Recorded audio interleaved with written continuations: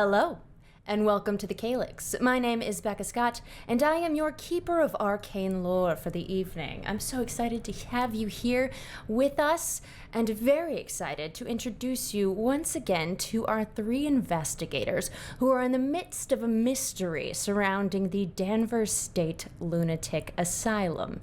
Each of them has a call to discover that which others shy away from. They've been sent by the Sorority of the Unordinary, an organization they are a part of, to rescue their sometimes patron, friend, and the occult writer Larry Croswell, who checked himself in to what he thought would be a relaxing stay at the asylum for some recuperation and, a little TLC, and found himself in a straitjacket, unable to escape the dark, dank pain of the corridors of this asylum, run by the off-kilter and untrustworthy superintendent, Dr. James Berger. Our investigators have been finding out more about the asylum and the goings-on, its history, and its dark past. So without further ado, let me introduce our players. Hello, players. I would like to introduce to you the enigmatic Ivy League doctor, Peterson Langley. Hey, yes, Paula. Hello, my name is Peterson. Hi, I'm Paula. I'm Paula Deming. I make board game sketch comedy called Things Get Dicey. Type that into the internet. Hopefully it'll pop up for you on Twitter or YouTube. Part of the board game podcast, This Game is Broken. And also the paranormal comedy podcast, Death by Monsters, a podcast all about monsters, mysteries, and the unknown. But I'm playing Peterson Langley. Some people know me as Penny, but that's a long story. We really don't have time to get into it. But yes, I went to Princeton. I am a doctor of medicine interested in cryogenics for reasons that we also don't have time to get into right now. But I fully believe that everything can be explained by science, and yet there is something about what's going on right now that is making me think, I don't know, I can't explain it. So, and yes, tonight have a cat here. She told her not to be a distraction. She's already disobeyed the order. It's the spirit haunting you, just like those that haunt the asylum. We also have the voodoo practicing confidence woman, Millie Green, played by Bridgett. Hey, Bridgett. Hello. Tell us about you. Hi, everyone. My name is Bridgett Jeffries. I love all things horror tabletop role-playing games. So if you are into Call of Cthulhu, Cthulhu Dark, Dread, Alien the RPG, any of those fun things that go spook and bump in the night as far as a tabletop role-playing game, feel free to connect with me. My company is Symphony Entertainment. You can find that at www.symphonyentertainment.com. I am also the newest words. When you're in a flow and then it just kind of goes away. Yep. Been there. Been there Too many times. Yes. I am also the newest Chaosium Community Ambassador, specializing in the Miskatonic Repository. If you don't know, the Miskatonic Repository is a hub for 7th edition Call of Cthulhu, where creators can actually submit and self-publish their own content. So if you have questions about publishing on the Miskatonic Repository, what's allowed, what's not allowed, feel free to holler at me. I am in the Good Time Society's Discord, or you can email me at Bridgett, that's Bridgett, you walk across with 2 T's, at chaosium.com. And last but certainly not least, I am a co-host on the 2-time Emmy Award-winning podcast, the Miskatonic University podcast. You can hear all about that, especially our really cool interview that just landed this morning with Dr. Lynn Hardy from Chaosium. I gotta listen to I love the that. girl she walked in. Gotta put that in the feed. Lynn Right. Hardy. Listen, if you want to talk Children of Fear, or you want to holler about Rivers of London, check out that at www.mu-podcast.com. Amazing. Becca, why do you always make me follow that? Yeah, I got to go first. Thank goodness. I was like, maybe I'd like to be in a podcast that wins an Emmy. What? Emmy. I just want y'all to listen to my podcast, to be honest. What is worse, they won those innings before I landed. Just saying. That's where I met you, and that's why I love you. I immediately was like, she's mine. I want her in my life. Taking her with me away from this podcast. I mean, not away. In addition to. Okay. Now, last but not least, we have the claustrophobic archaeologist world explorer with her own mysterious patron, Jo Reeves, played by Gina DeVivo. Yeah, hi, that's me. I have a purple cocktail today, so I feel special and very happy. And hi, I'm Gina DeVivo, and you can find me online playing lots of RPGs in lots of different places. If you enjoy Dungeons and Dragons, but with a comedic twist, because mechanics are there to facilitate storytelling and jokes are there to make it fun. So if you want to check that out, I do a show every Friday called Failed Save over on the Pixel Circus channel.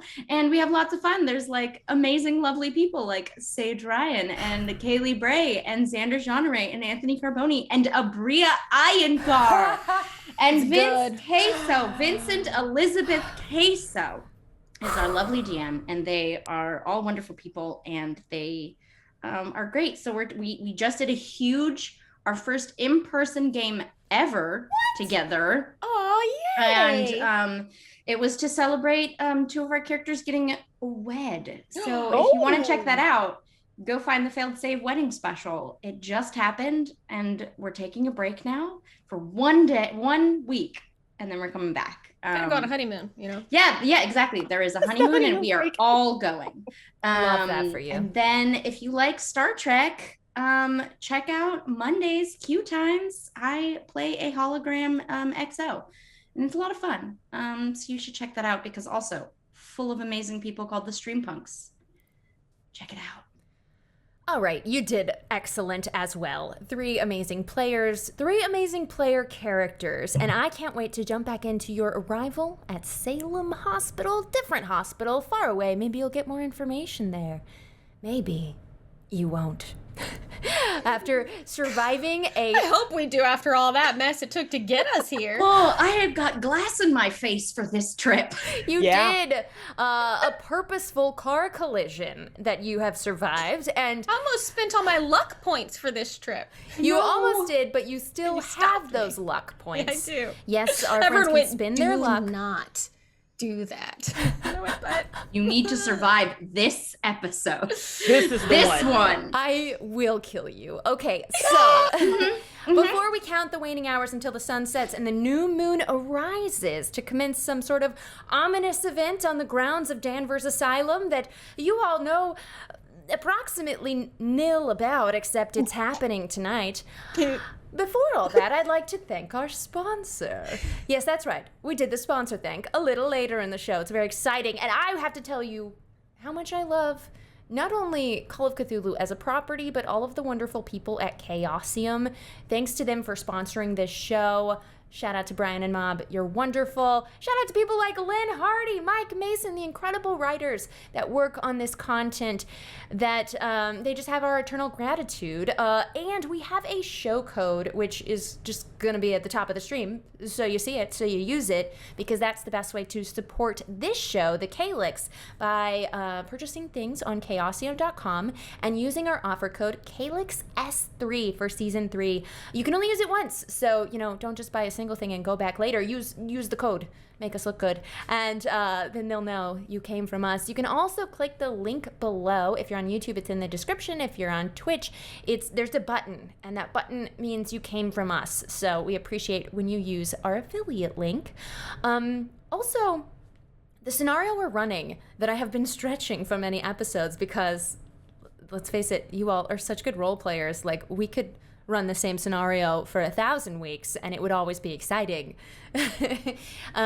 This scenario is called Genius Loci. It Endures to Darkness, which is a book for beginner keepers like myself, and they explore the signature setting from 1920s New England on these twists on eldritch dread, and you can pick up a copy yourself, and I highly recommend this book, but anything put out by them. If you buy it on chaosium.com, you're gonna get a PDF in addition to the hard copy.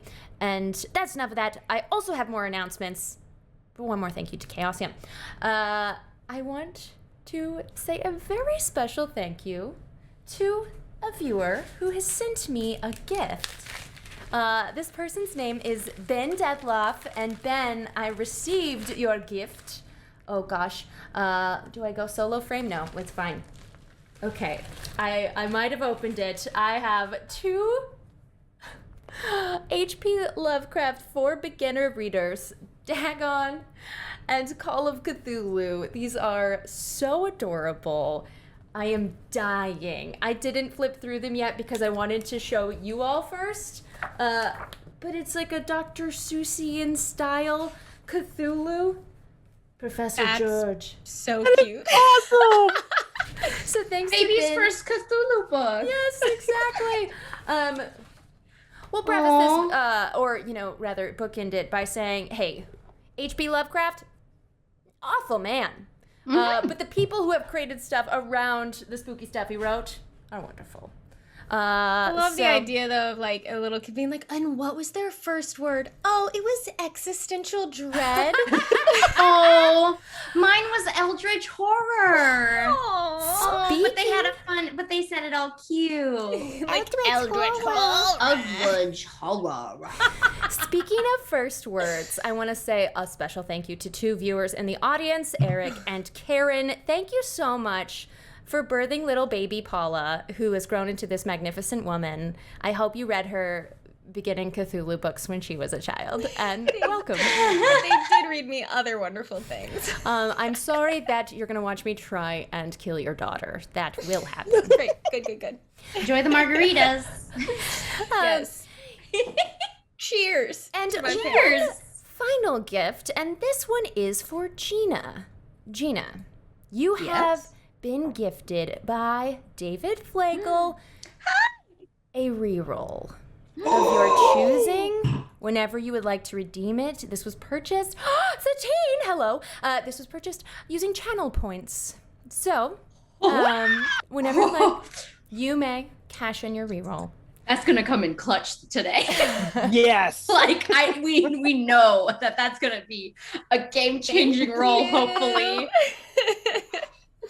I just got sweaty at the thought of what I might use that on. Uh-oh, you made her sweaty. All right, well, since the sweat is starting to pour, we might as well jump on into this horror game, shall we? Let's do it. You are arriving currently at Salem Hospital. You see the sun low in the sky, not quite yet at the horizon, but you know that the sun represents the new moon beginning to rise, the darkest point of the moon's cycle, and you have been threatened by various dark figures that have come for you, to warn you, to scare you, to tell you your friend Larry will not survive the new moon. What would you like to do now that you are here standing in the lobby of this bright, white, clean medical hospital? Well, I would like to immediately approach anyone who looks like they work here, a nurse, whoever's checking people in, and make sure that we get medical attention right away to both Linda and Joe. Excuse me, I'm a doctor. Excuse me, I have some patients who need to be seen right away. Oh, my, yes. The nurse looks up from her paperwork. Can we get a wheelchair? Please, miss, just breathe. We'll get you to an emergency room. Bleeding. Gosh. Gina, can you describe what Joe looks like right now?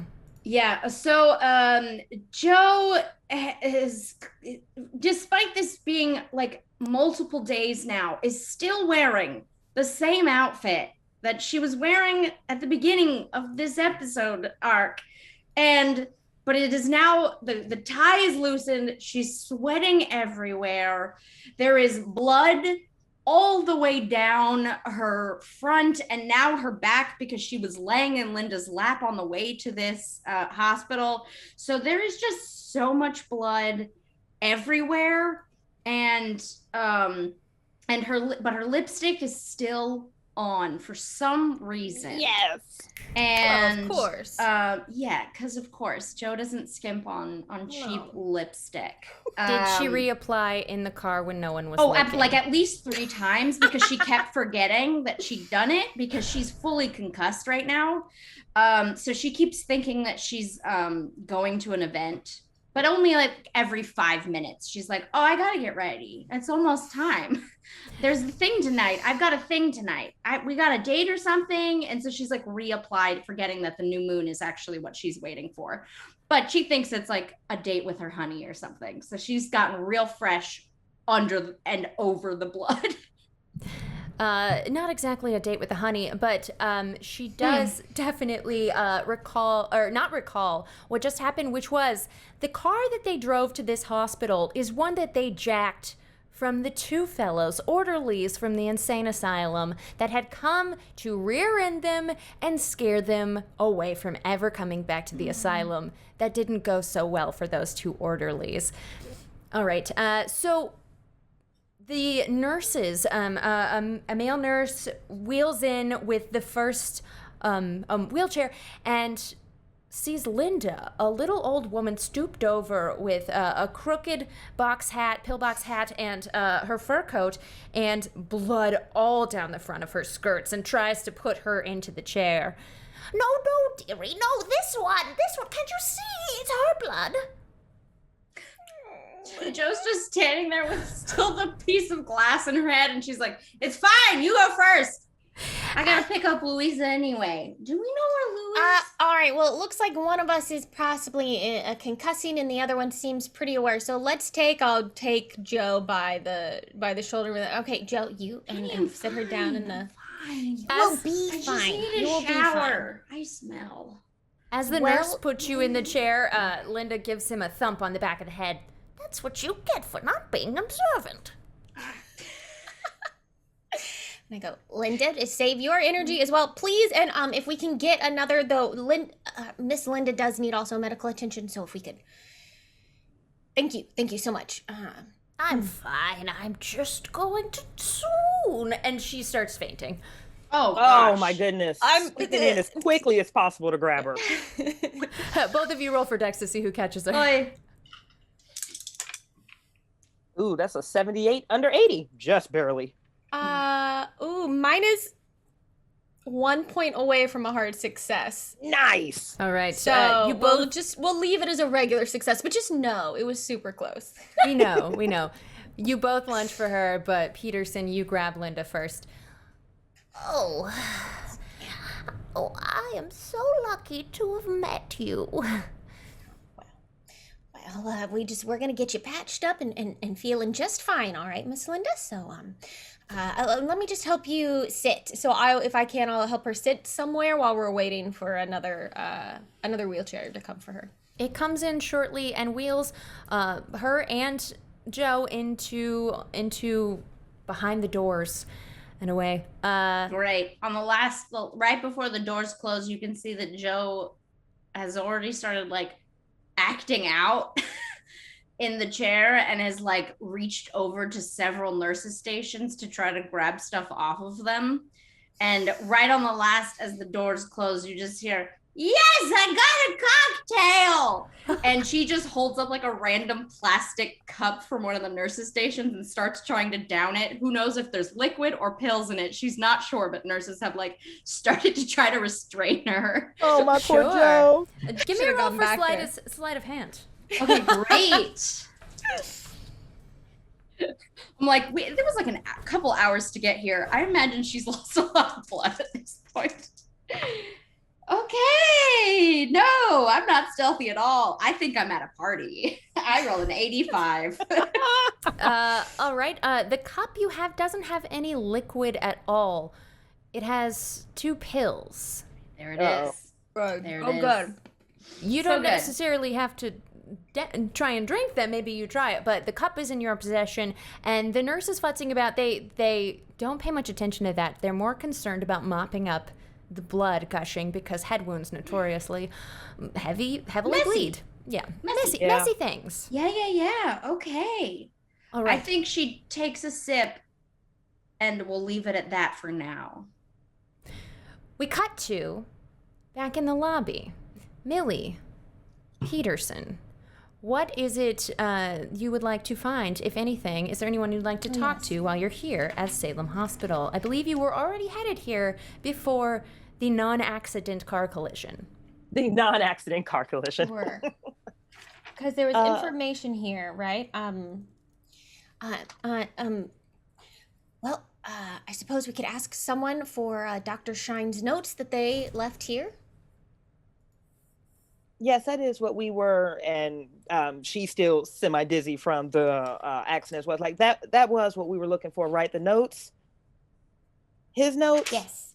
His notes were all here. He donated them, I believe, to this hospital. If I'm, Peterson is pulling out their journal and their notes and looking. Yes, I believe I have Dr. Shine Salem circled. Salem Hospital, so yes. You remember when you met Dr. Berger, the current superintendent of the Danvers Lunatic Asylum, you flash back to the moment when you looked around his office at his accolades and saw the photograph, a newspaper clipping that said, Dr. Shine retires, appointing Dr. Berger the new superintendent of the asylum. That was in 1915, and the year is 1925. Okay. I will go over to, I suppose, an orderly or someone, whoever is there who works for the hospital, probably the same person who helped us get wheelchairs ordered for Joe and Linda, and say, excuse me, actually, I have something else that I'm hoping you can help me with. Hi, I am Dr. Peterson Langley, and I need to do a little bit of research. Perhaps you could point me in the right direction for that. There is a woman sitting behind the desk, nurse, very neat, very tidy, African-American woman. I'm sorry, you are? Again, Dr. Peterson Langley. Oh, you're not one of our doctors here? No. I'm from out of town. Yes, but I've come here actually on a research trip from Princeton, of course, and I'm looking for Dr. William Shine's notes that I believe I've been told were gifted to this hospital. I don't know a Dr. Shine. There's no one like that is in residency here. Roll for credit rating. Ooh. Something that the name drop of an Ivy League institution calls for.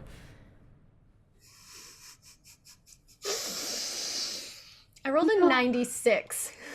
Oh Lord. You won't push? Do you have above or 50 in credit rating? I was 60. Okay, so it's not a fumble. Okay. It's just a bad roll. Yeah.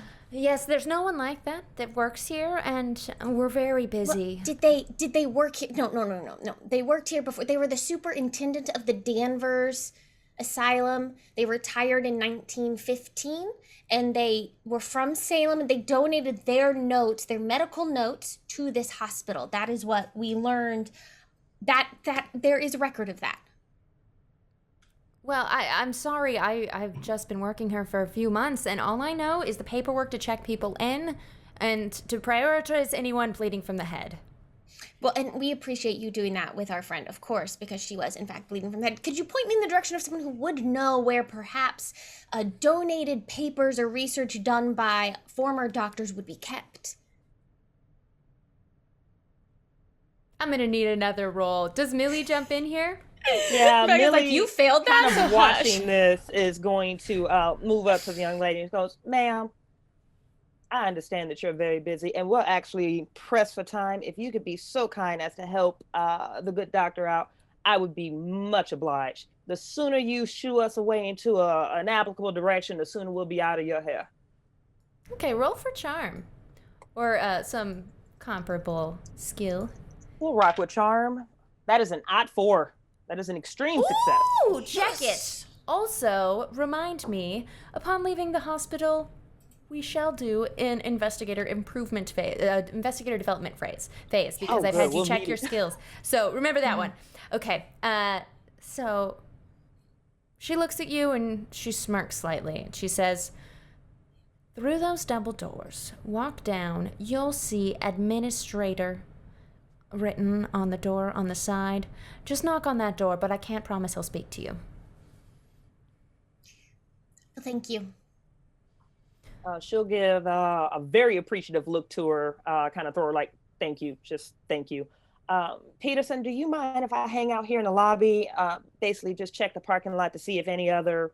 And then she stops and goes, "Of our friends arrive?" Yes, of course.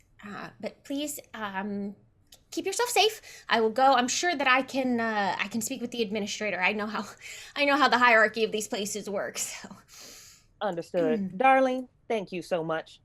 And she'll step away from Peterson and the desk and head outside. How did you know? My name is Darlene. Anyway, she steps up and she walks over And to Peterson's the door. like, oh, Peterson thought she was being called Darlene by the.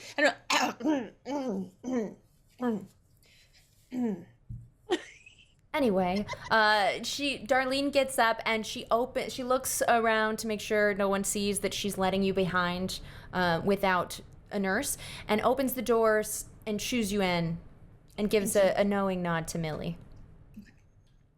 We'll check back in with Joe. Joe, you are meeting with a very kind doctor with knowing eyes that patches you up without speaking much, and oh yes, did very well on their medical check, so you're going to gain back 3 HP. Ooh, not bad. Now, miss, that's how awesome. did this happen to you? I got run down.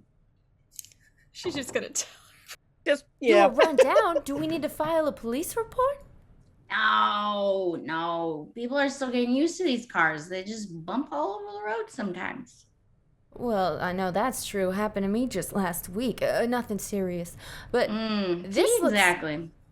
This looks like not the little bump that you're talking about. Oh, nah, I'm fine, Doc. It's gonna be a pretty cool scar, right? Chicks did scars. Also, what is Chicks it? do dig scars. I don't know where you got that. I should probably take it away from you.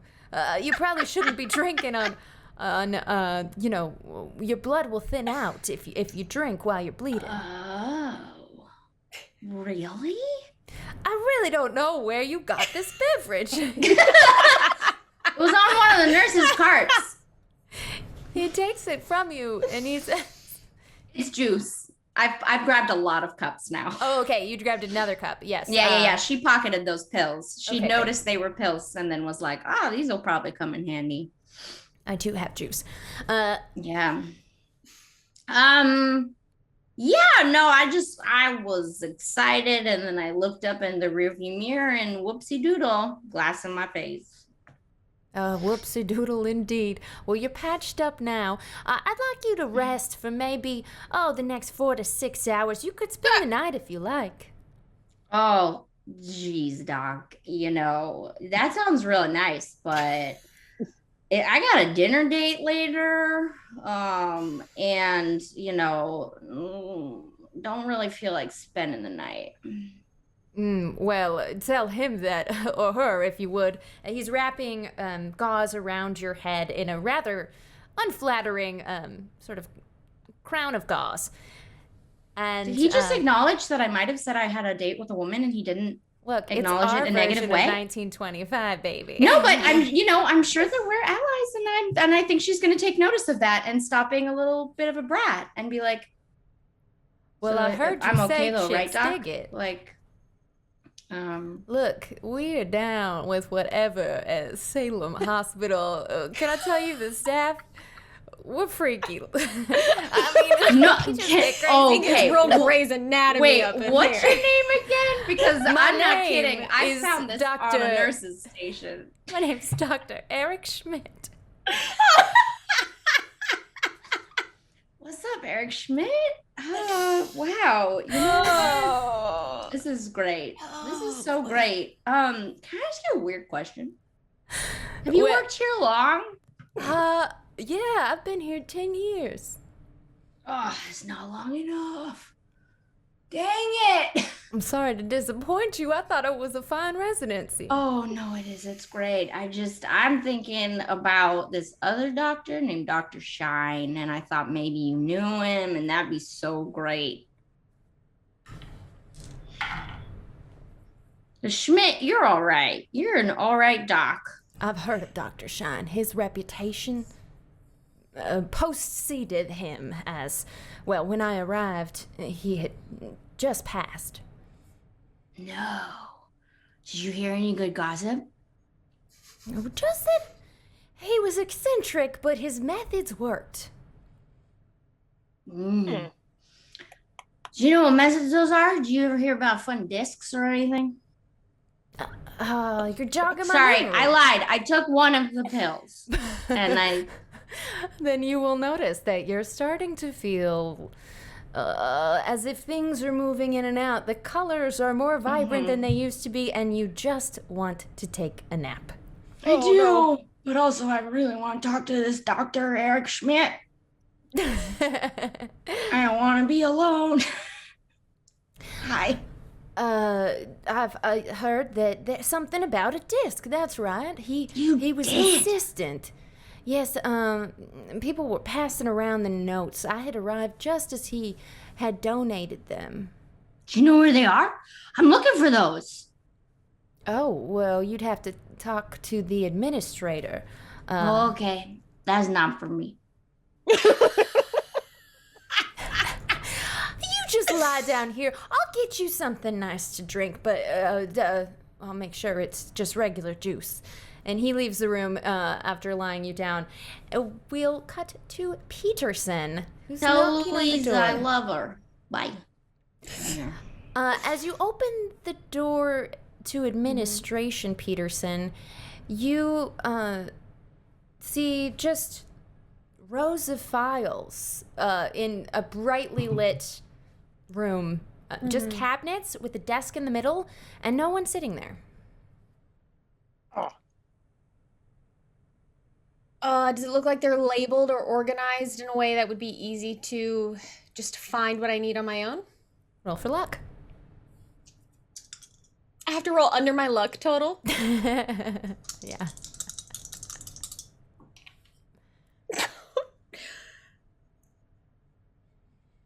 Well, no. That's a 62, but I only have 24 points of luck, so I'm not lucky at all. Because who needs luck? Science? Excuse me. There's no such thing as luck. It's all about science and statistics. Everything is labeled, but there are thousands of labels.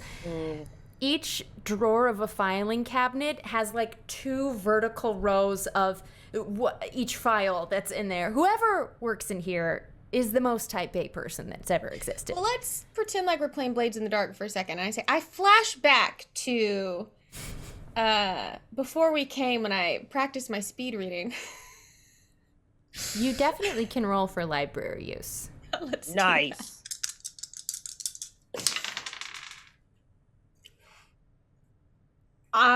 that's a 41. I need a 40 or better, so I will spend 1 luck point to make that a 40. So that is just a regular success. Done. Let it be known, friends, that the luck score that Paula was trying to roll under has now just permanently decreased by 1. Okay. Oh, Lord. You do stumble across.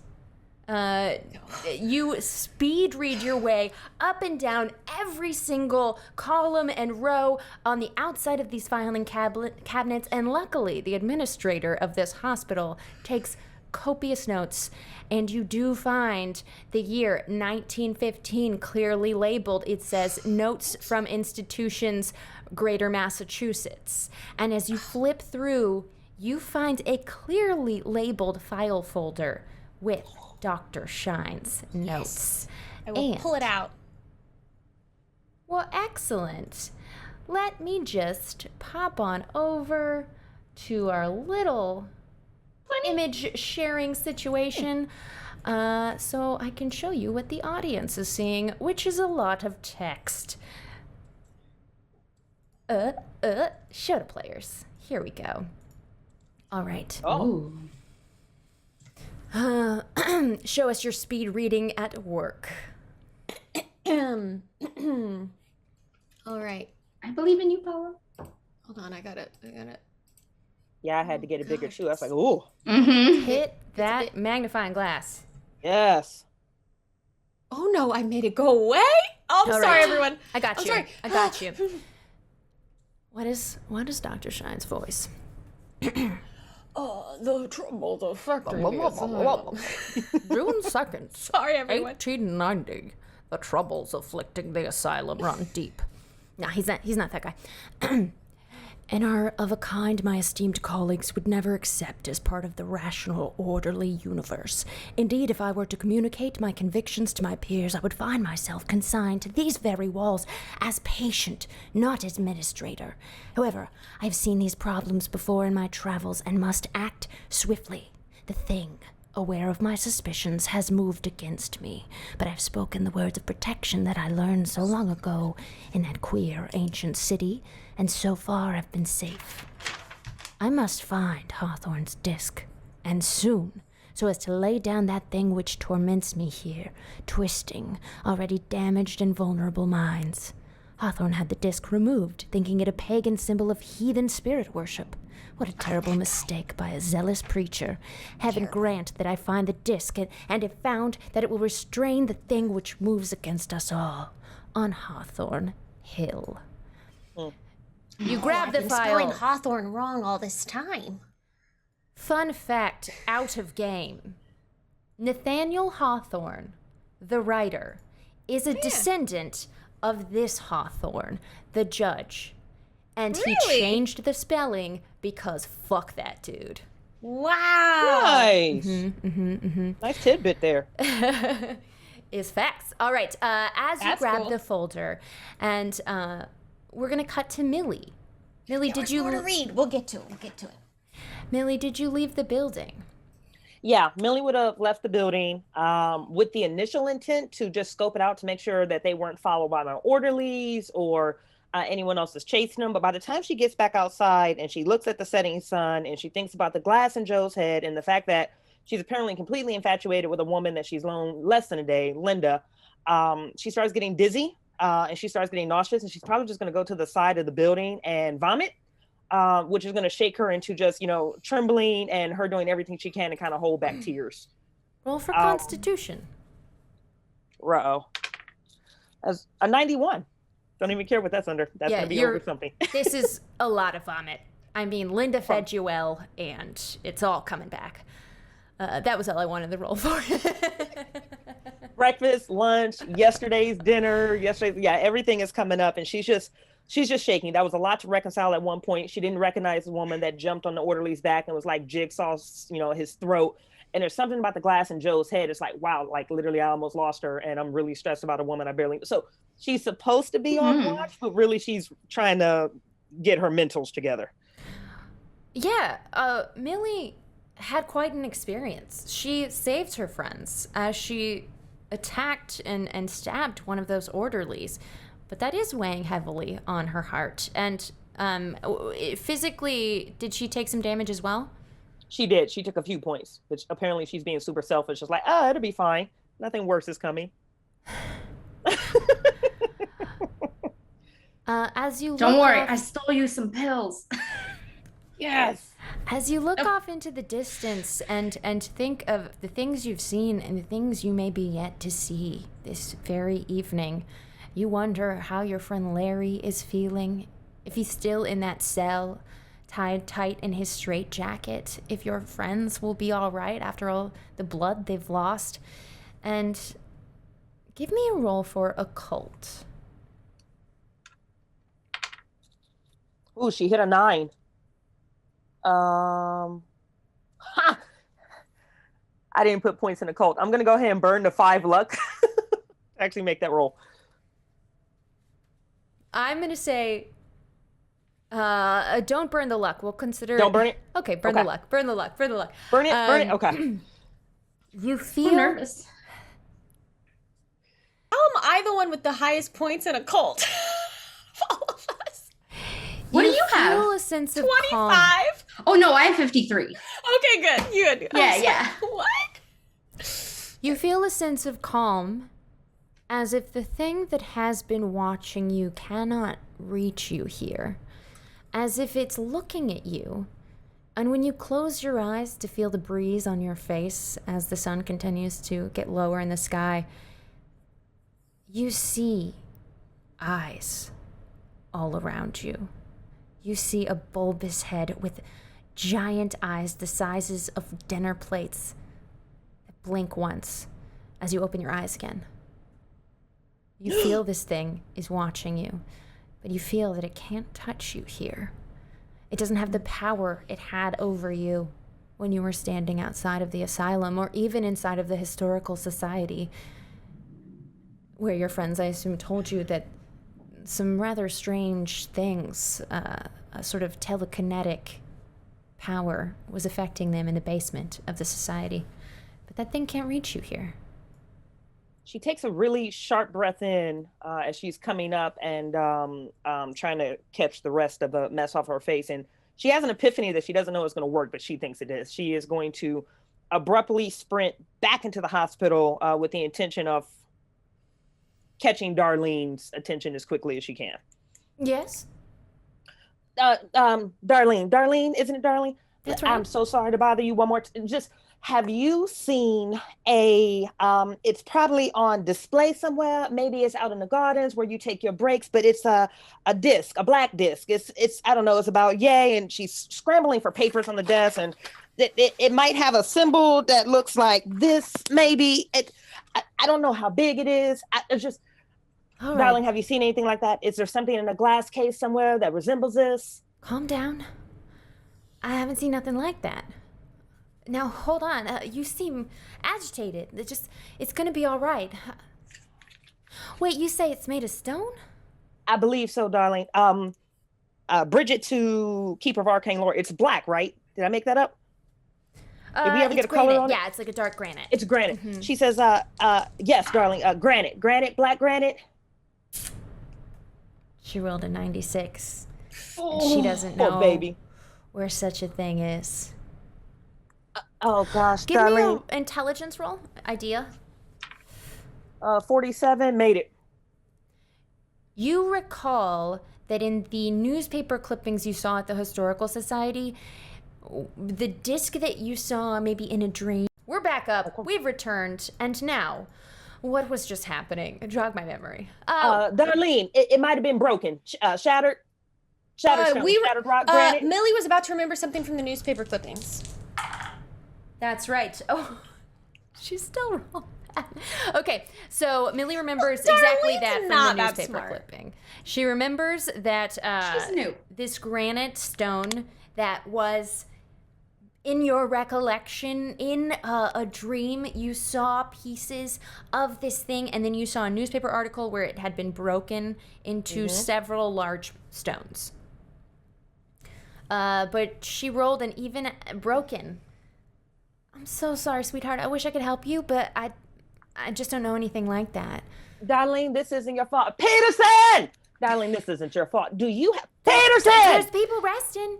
And No I need to apologize yell. for that. We're just a little back, our backs are against the wall of time here. Is there someone else I could speak to that may have a little bit more tenure than you do?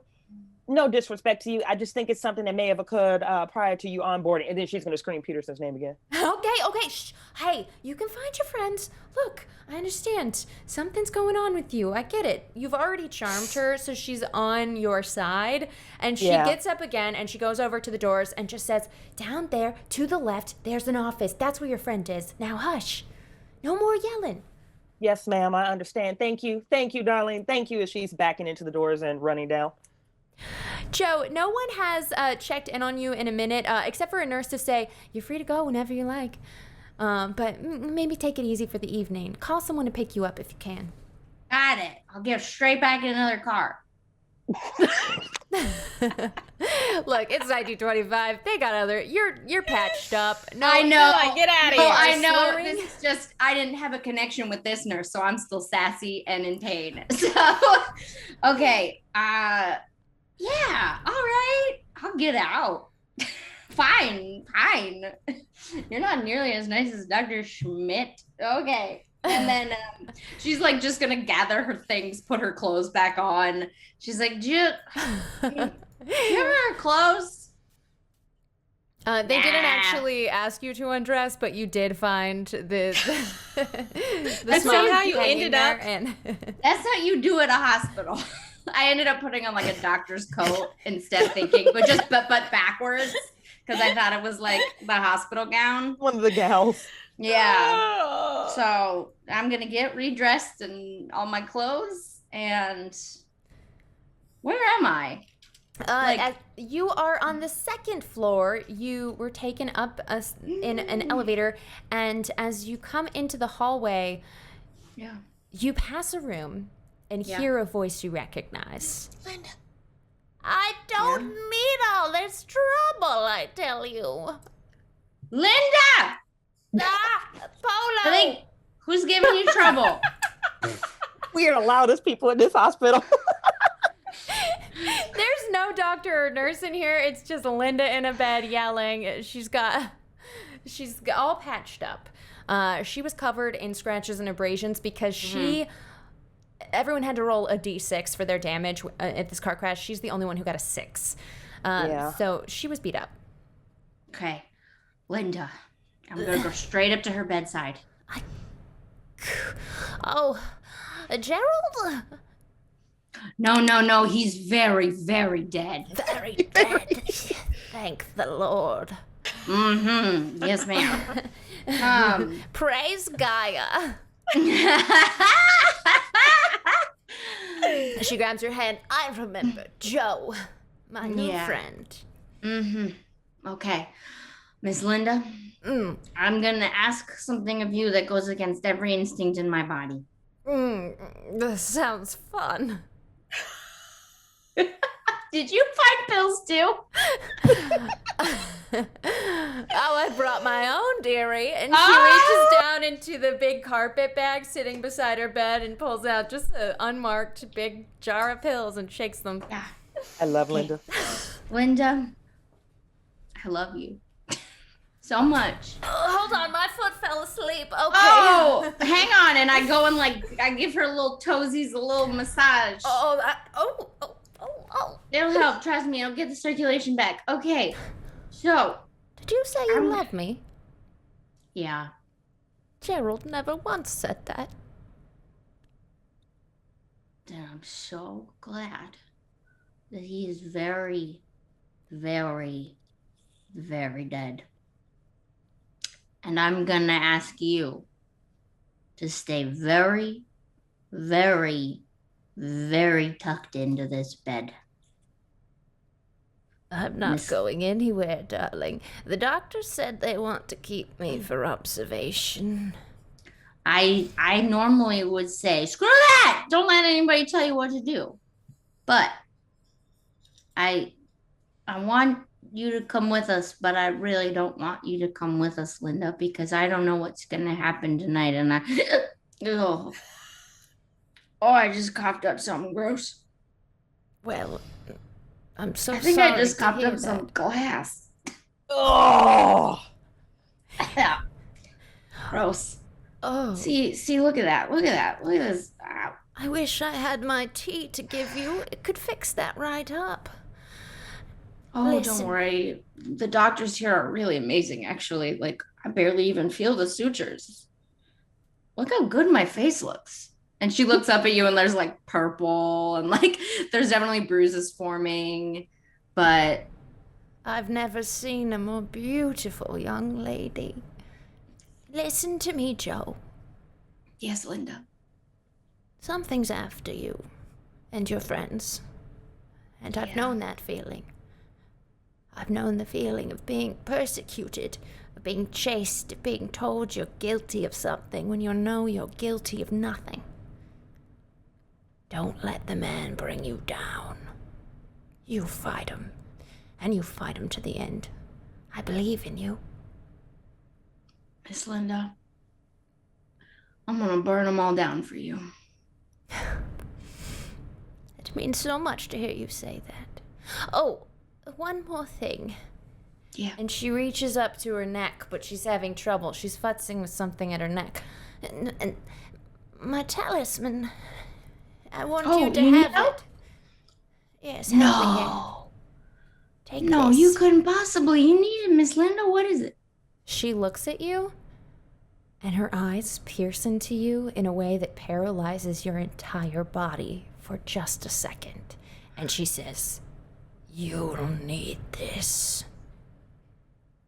Yes, ma'am. Well, tell the others I'll meet them at home. I should be able to take the bus tomorrow. Please, the keys to the boarding house. Here you are, in the carpet bag. Oh, yeah. Okay. And she like fishes in the carpet bag for her, and she kind of starts to back away because this is sounding like a goodbye, and Joe doesn't like that. So she's gonna stand by the door and just look at Linda and go, "Don't worry about the bus. We'll come get you tomorrow." And then she's gonna leave as quickly as possible to find Peterson and Millie. Yeah, as you do, you look down at the talisman in your hand, and you see 2 triangles, a small upside-down one and a larger right-side-up one, with 2 lines coming out from the point at which they meet. Okay. And that is made of some sort of metal. I immediately put it on and like tuck it under my shirt and like rebutton, get everything nice and getting ready for tonight. You feel a warmth and gain 5 occult points. Ooh. And 1 HP.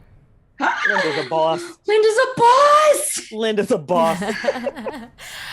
Cut to Millie joining Peterson in the admin office. Peterson will look up into that door, thinking that it is the administrator coming back in. Peterson's like, "Oh, excuse me, I am Dr. Peterson Langley, and I was Oh, Millie, it's you. Okay. Peterson, I think it's here. I think the stones are here. I think they're here at the hospital. You think the stones are here? Well, I found Dr. Shine's notes, and I'll relay over what I found about words of protection that he learned in this city, from this city. I assume that's this city. I don't know. Words of protection. Hawthorne's disc. Hawthorne thought that the disc was pagan and didn't want it, but and then there's more. I just haven't gotten a chance to read the rest of these journal notes. But we need to find these words of protection. Do you want to read the second entry? Yes. Okay, so I'm gonna read this. Oh, also, I've been spelling Hawthorne wrong in my notes all this time. I had put a W in it, but it's without a W. So make that a mental note. I have found Hawthorne. Right. I have found Hawthorne's disc. That's what it says. Okay, listen. This is from November 12th, 1890. It is, as I suspected, an ancient sign from elder times, a ward against that which lairs in the very earth and air of the hill. Mercifully, the disc has weathered the years and neglect. That's how the sentence should read, remarkably well. The sigil etched upon its surface is as clear as the day it was placed there, but by whose hands? Best not to dwell on such Aeolian mysteries. Aeolian? It's fine. Alien. My task, alien. Best not to dwell on such alien mysteries, which I knew how to pronounce on the first try because I went to Princeton. My task now is to install it once more upon the hill, restraining that which, like others of its kin, is inimical to we who have inherited its world. Okay, so, but the disc was broken when they built the amphitheater. So Correct. Perhaps we need to put a new sigil, but we don't know what the sigil looks like. That is the issue. That is the problem I find right now. I was wrong. I made that up. Joe knows. Aeolian. Relating to or arising from the action of the wind. Aeolian? Ooh. Aeolian. Yes, Aeolian, which of course I said right the first time. It is relating to or arising from the action of the wind. In case you didn't know that, Millie. And on that, because I went to Princeton. When you say Aeolian, Joe busts in and goes, "We making sandwiches, ladies?" No, not aioli. No. That is a mayonnaise and garlic sort of mixture, maybe with some lemon juice. I don't know actually exactly how it's made. But no. This is we know. Okay, well, Peterson's brain is like melting down a little bit. I'm gonna go hug you. Are you okay? Yeah, I'm fine. I'm gonna kind of push away a little. I don't let because- you. I give you a big kiss on the cheek. And I go, So- look how good they did. And then I pull my face in front of your face to show you the sutures. Great. This is perfect because Peterson cannot let go, cannot loosen up at this moment because they've left a person to die behind them. And that is, they can't, if they allow themselves to feel a thing right now, everything's gonna be over. So this is perfect because Peterson can now look at the stitching and judge the work done, and we'll go, I know how to distract you. Well, I will be honest, it's not as good as I would have done, but it does look good, and I don't believe you will have as much of a scar there. And so good. How do you feel? Follow my finger. I'm just like, follow it. Okay, all right. That seems good. Yeah, it's okay. Dr. Schmidt was great. Oh, wow, Dr. Schmidt is here. I've heard, I didn't realize I've heard. You know Eric Schmidt? I know Eric Schmidt. Well, I haven't heard, I don't know Eric Schmidt, but I've read some of their I'll papers, introduce so. you. We're good friends. Just great. Well, while you're discussing Eric Schmidt, the door flings open and a terse, tall, skeletal, reptilian-looking woman stands. Oh, never mind. She's a beautiful goddess, but she is short hair, tall, thin woman. What are you doing in my office? excuse me, are you the administrator here? Peterson just gonna turn it on. I let go. Yes, I'm Karen Schmidt. Yes, Karen. Yes! Dr. Eric Schmidt. Unrelated. Or is it just unrelated? Well, that's amazing that the Unrelated. name Schmidt and spelled that way and from two unrelated people. It's very unusual. What are you doing in my office? Well, I was here to actually speak with you about doing some research. I am Dr. Peterson Langley. You may have heard of me. I am from Princeton, and I am here to do some research. Is the folder open in your hand? Well, it probably got crushed against me during the hug. So it's like kind of, and then so I'm holding it. It's not open, but it's there. Did you go through my filing cabinets? How did you get in here? Well, I was authorized by Dr. Milford James to come in here and to examine the organizational systems. We were just at the Danvers Asylum, and I was doing the same thing there. And let me tell you, their organizational system is completely out of control in the way they treat those patients. But this hospital seems very good. And I have to tell you, your organizational system here is superb. I was able to find the most obscure from 1915. So Hold on. obscure. Dr. Milford James. Indeed. From Princeton. Yes. Roll for credit rating. I love how please much make this is coming handy. And please crush it. Please crush it. That is a regular success of a 49. His work. I know. His work. I mean, tell me about it. I've been in his presence. Have you met him? He's one of my good personal friends, and to dinner at his house is... Sit down. And there's a chair. She gestures. She goes around the desk and sits in hers. Tell me everything. Tell me everything about Dr. Milford. First, his hair is quite...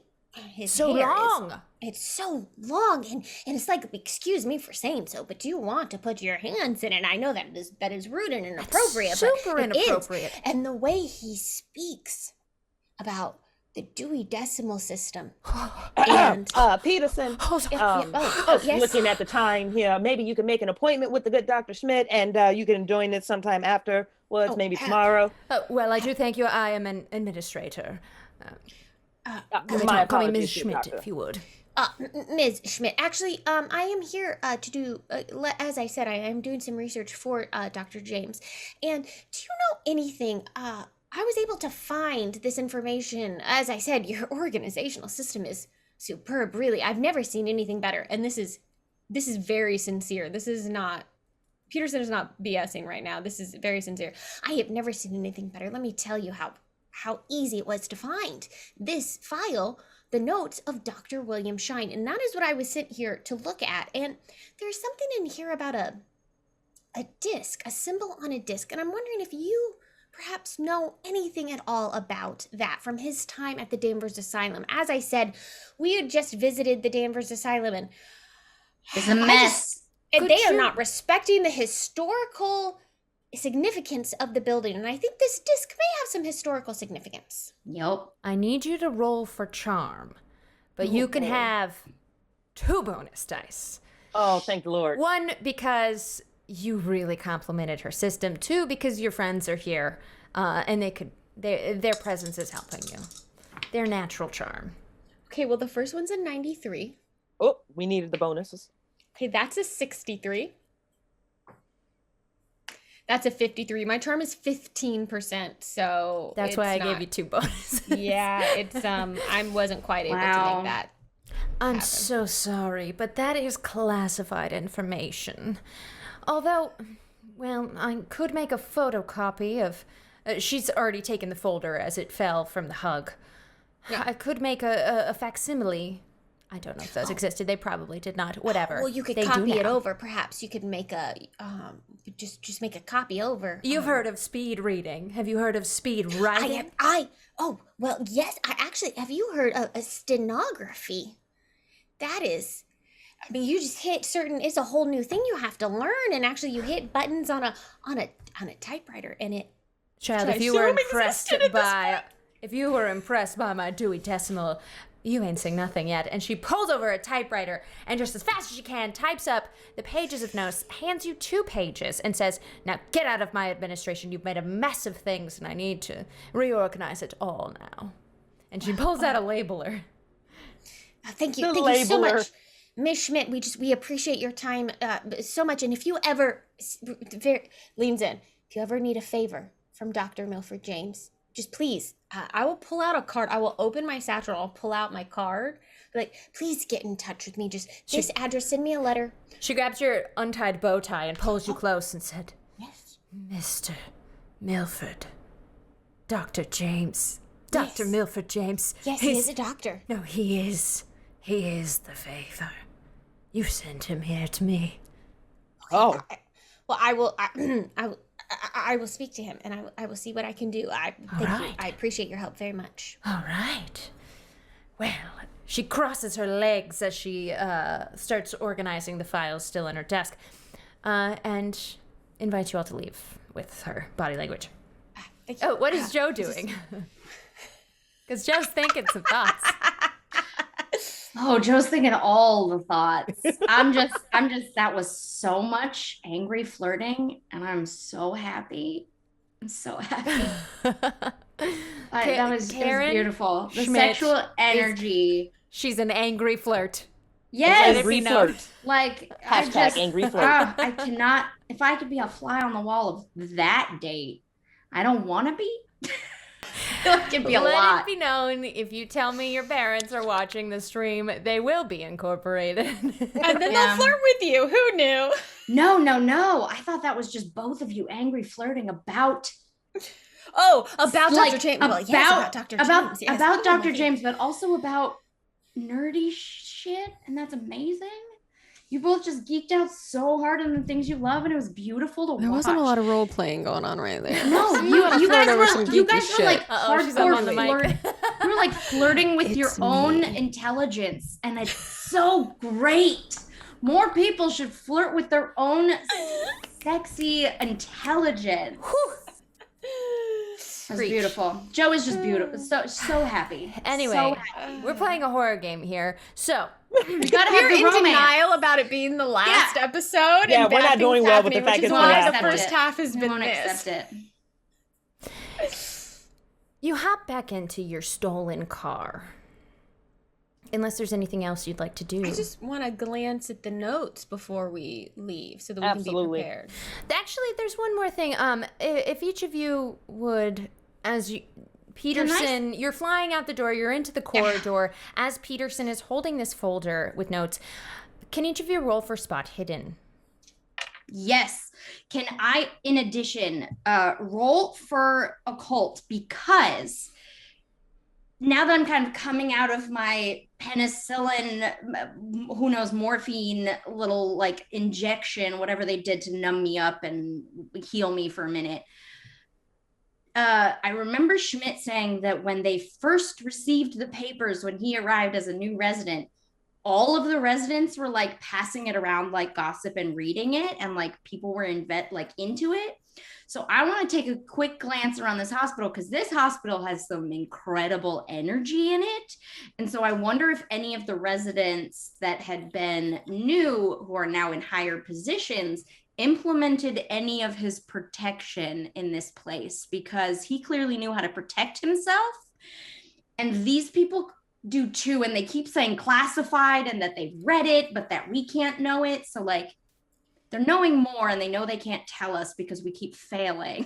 But I just want to do a quick occult check. Absolutely. Okay. So Peterson and Millie roll for spot hidden, and Joe, give me a roll for occult. Fail. I'm going to push it. Come on,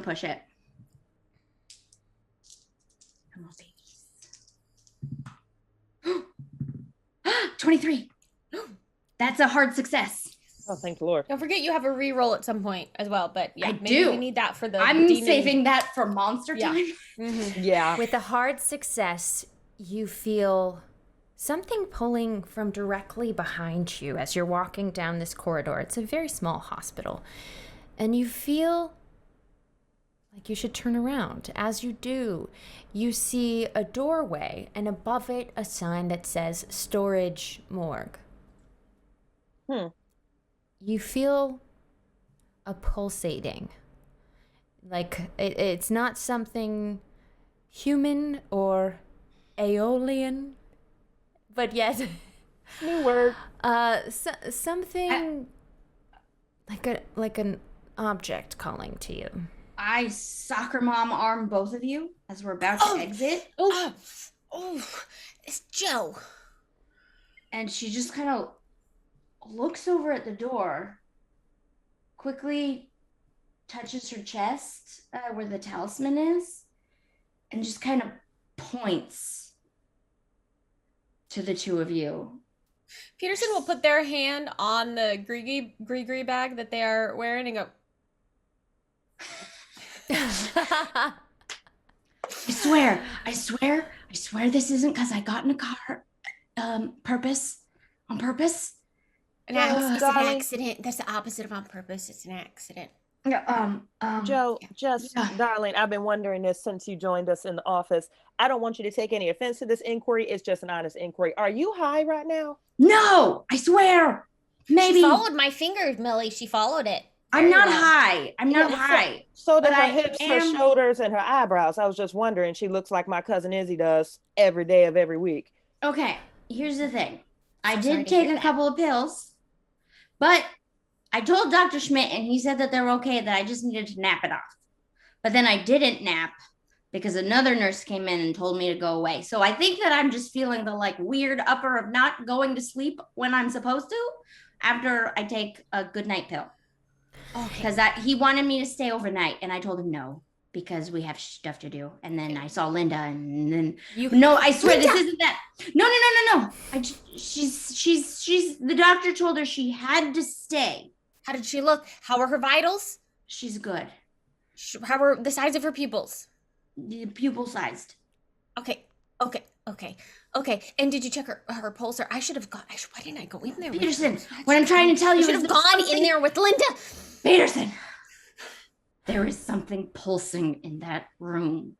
As you say that, the talisman that she gave you lifts a centimeter off your skin. Oh, wow. Wait, is that under her clothes or is that on top of? You would see like a this. It stays lifted. Oh, think. And it pulls you towards the stairs. You guys see this? I see. As you start heading down the steps, the stairs take a left. The talisman pulls slightly to the left. The opening goes right. It pulls to the right. No, I believe you, darling. Please believe me. If no one here believes you, I do. I am curious where you got that from, though. Have you had that on the entire time? No. That's from Miss Linda. Of course it is. It's leading you left, darling. Oh, thank you. That left. There you go. Thank you. I just lean. The whole body leans. Right. I'm trying to like bobsled with it. I think I got to go with the team, you know, and if the necklace is going left, I gotta lean left. Below, on the floor below, there is a windowless, narrow walkway. A corridor made entirely of stone. This is a basement, and it's leading into one direction. But as soon as you step off the bottom step, Joe, your claustrophobia gets the best of you. God. And I need you to roll for sanity. Why does everything important really low without windows? Hey! I got a 7! Look at those pills kicking in. You can't check sanity, but that is amazing. The pills are working. Describe how you breathe through it. Okay, so normally I'm not heavily sedated. I'm usually self-medicated, which is when I'm in a negative headspace, and that's bad. And I've cut that off, and I'm trying really hard to be good, even when I'm concussed. So I think there's like, I feel protected right now. Like, since that moment that Linda looked into my soul, I felt like she just knew something that I didn't, and that I could just trust her. And that whatever she gave me could only lead to good things. So even though I am terrified right now, I know I am being guided by a badass woman. So I just close my eyes instead, and I like let it take over and guide me. This is the first time I think Joe's like having a faith moment and is like, okay, like go with faith. You're going to be okay. And closes her eyes. As you close your eyes, this necklace does not steer you wrong. You could be walking entirely with your eyes closed and letting it guide you, but luckily there are lights on in this place. You follow the stone corridor and it opens into a larger space, completely stone but clean. There to the left is a door that says morgue. You can assume that that's going back underneath the rest of the hospital, and there must be another entrance because it wouldn't be easy to get gurneys up and down those narrow stairs that you came in. And then to your right, closer, it seems the access through this way is closer. It says storage. And as you head in, that's where the necklace is taking me. It's pulling you that way. And you follow it. There are even more files, boxes, equipment that is out of date, just old broken gurneys. And then in the back corner, 4 piled granite stones. Yes!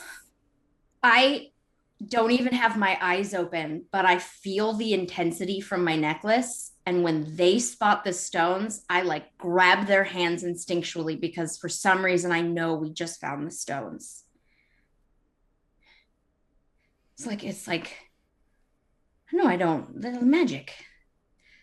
Oh my God, are we magic? Don't understand what's happening. Do we have a coven? Are we a coven? No, we are not a coven. Millie's gonna let them have this moment and go and start collecting these rocks. Like they're coming around. I was there when I was 7 too, and rock. Millie, Okay, come around. Give me a strength check. Cleared it. Cool. You are able to grab 2, at least 1 stone. Everybody else, if you're trying to grab one, give me a strength check as well.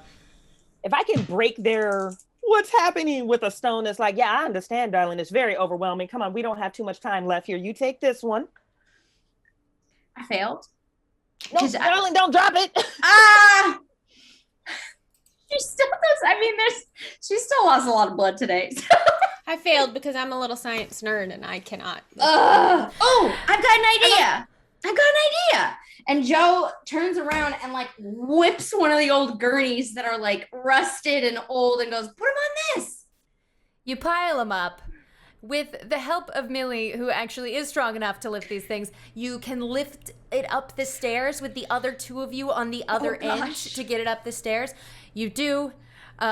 You wheel on out of there and load back up into your car because the sun is almost completely set The now. whole way up, Peterson is just like, I don't understand. I don't understand how we got here. I don't understand how we found this. I don't understand why my notes didn't lead us here. I don't understand what do they feel anything from their gree bag during this scenario? Or is it just like, no, there's nothing. This is just I don't know that they would because they weren't reaching out for that. Yeah, but they I weren't. do need Peterson to roll for sanity as the very core of the science that they believe in so deeply has been rocked just by the simple event of a necklace leading you through a basement. I mean, it's fantastical. We all have to admit that. I got a 51 and my sanity 65, so I hold on to it.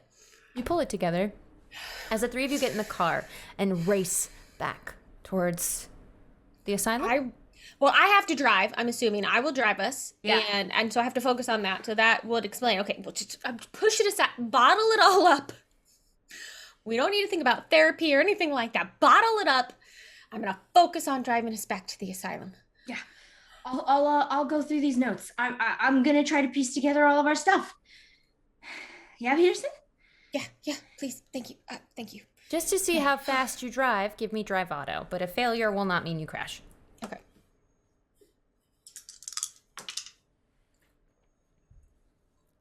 I rolled a 43. My drive auto is 20, but I rolled a 43. The sun is completely set at this point. You guess it's about 9:30 in the evening as you arrive back, passing through the main street of Danvers.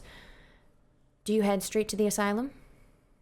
As we get to the outskirts of town, I will stop very quickly. I'll pull off to the side and I'll just go, Joe, what have you discovered?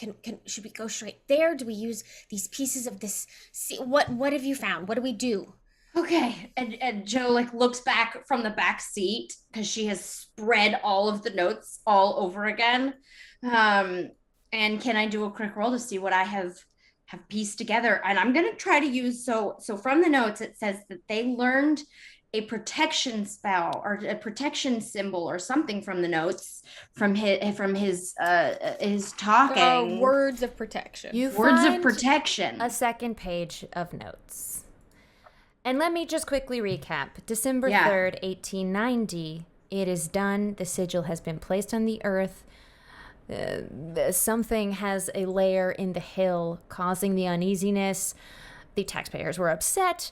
And to those who know, the sign shall serve as a ward for now and the future. I see signs of recovery in the patients and staff. And then the final note. I've spoken the words of protection that I wore in a queer ancient city. Where did he go? And maybe I've been there too. Because I've been all over the world. Like a queer and ancient city. Is there anything that we know? And I'm like asking questions about Dr. Shine. Did I go to the same city? And what I, from archaeology knowledge, know of a similar thing. I've deciphered hieroglyphs and, Absolutely. Give me a roll for archaeology. Okay. That's a regular success. I finally got to use the thing I'm good at, y'all. Yay! Oh, don't forget we need to do our improvement. Oh, yes, that will happen right now. Go ahead and get started. So basically anything that you have checked because you had a regular success without pushing it or using luck, you get to roll and try and roll above instead of below your percentile score. If you do roll high enough to improve at something that you're already good at, then roll a d10 and add that much to the skill. And then shout out anything that's fun or interesting that happens while you're rolling. As we find out what you know. I was very close to improving Intimidate, but I didn't. But I have improved my spot hidden. Good. You said roll a d10, Becca? Yes. What if you roll your number exactly? Ooh. That's Do you get to improve it? It's a success. Should you roll? You know what? Let's just be nice. I'll give it to you, even though I probably shouldn't. But yes. Okay. Nice. Hey, you know what? I so often don't improve in the investigator improvement phase, and then I roll a 1, someone give it to you. Thank you.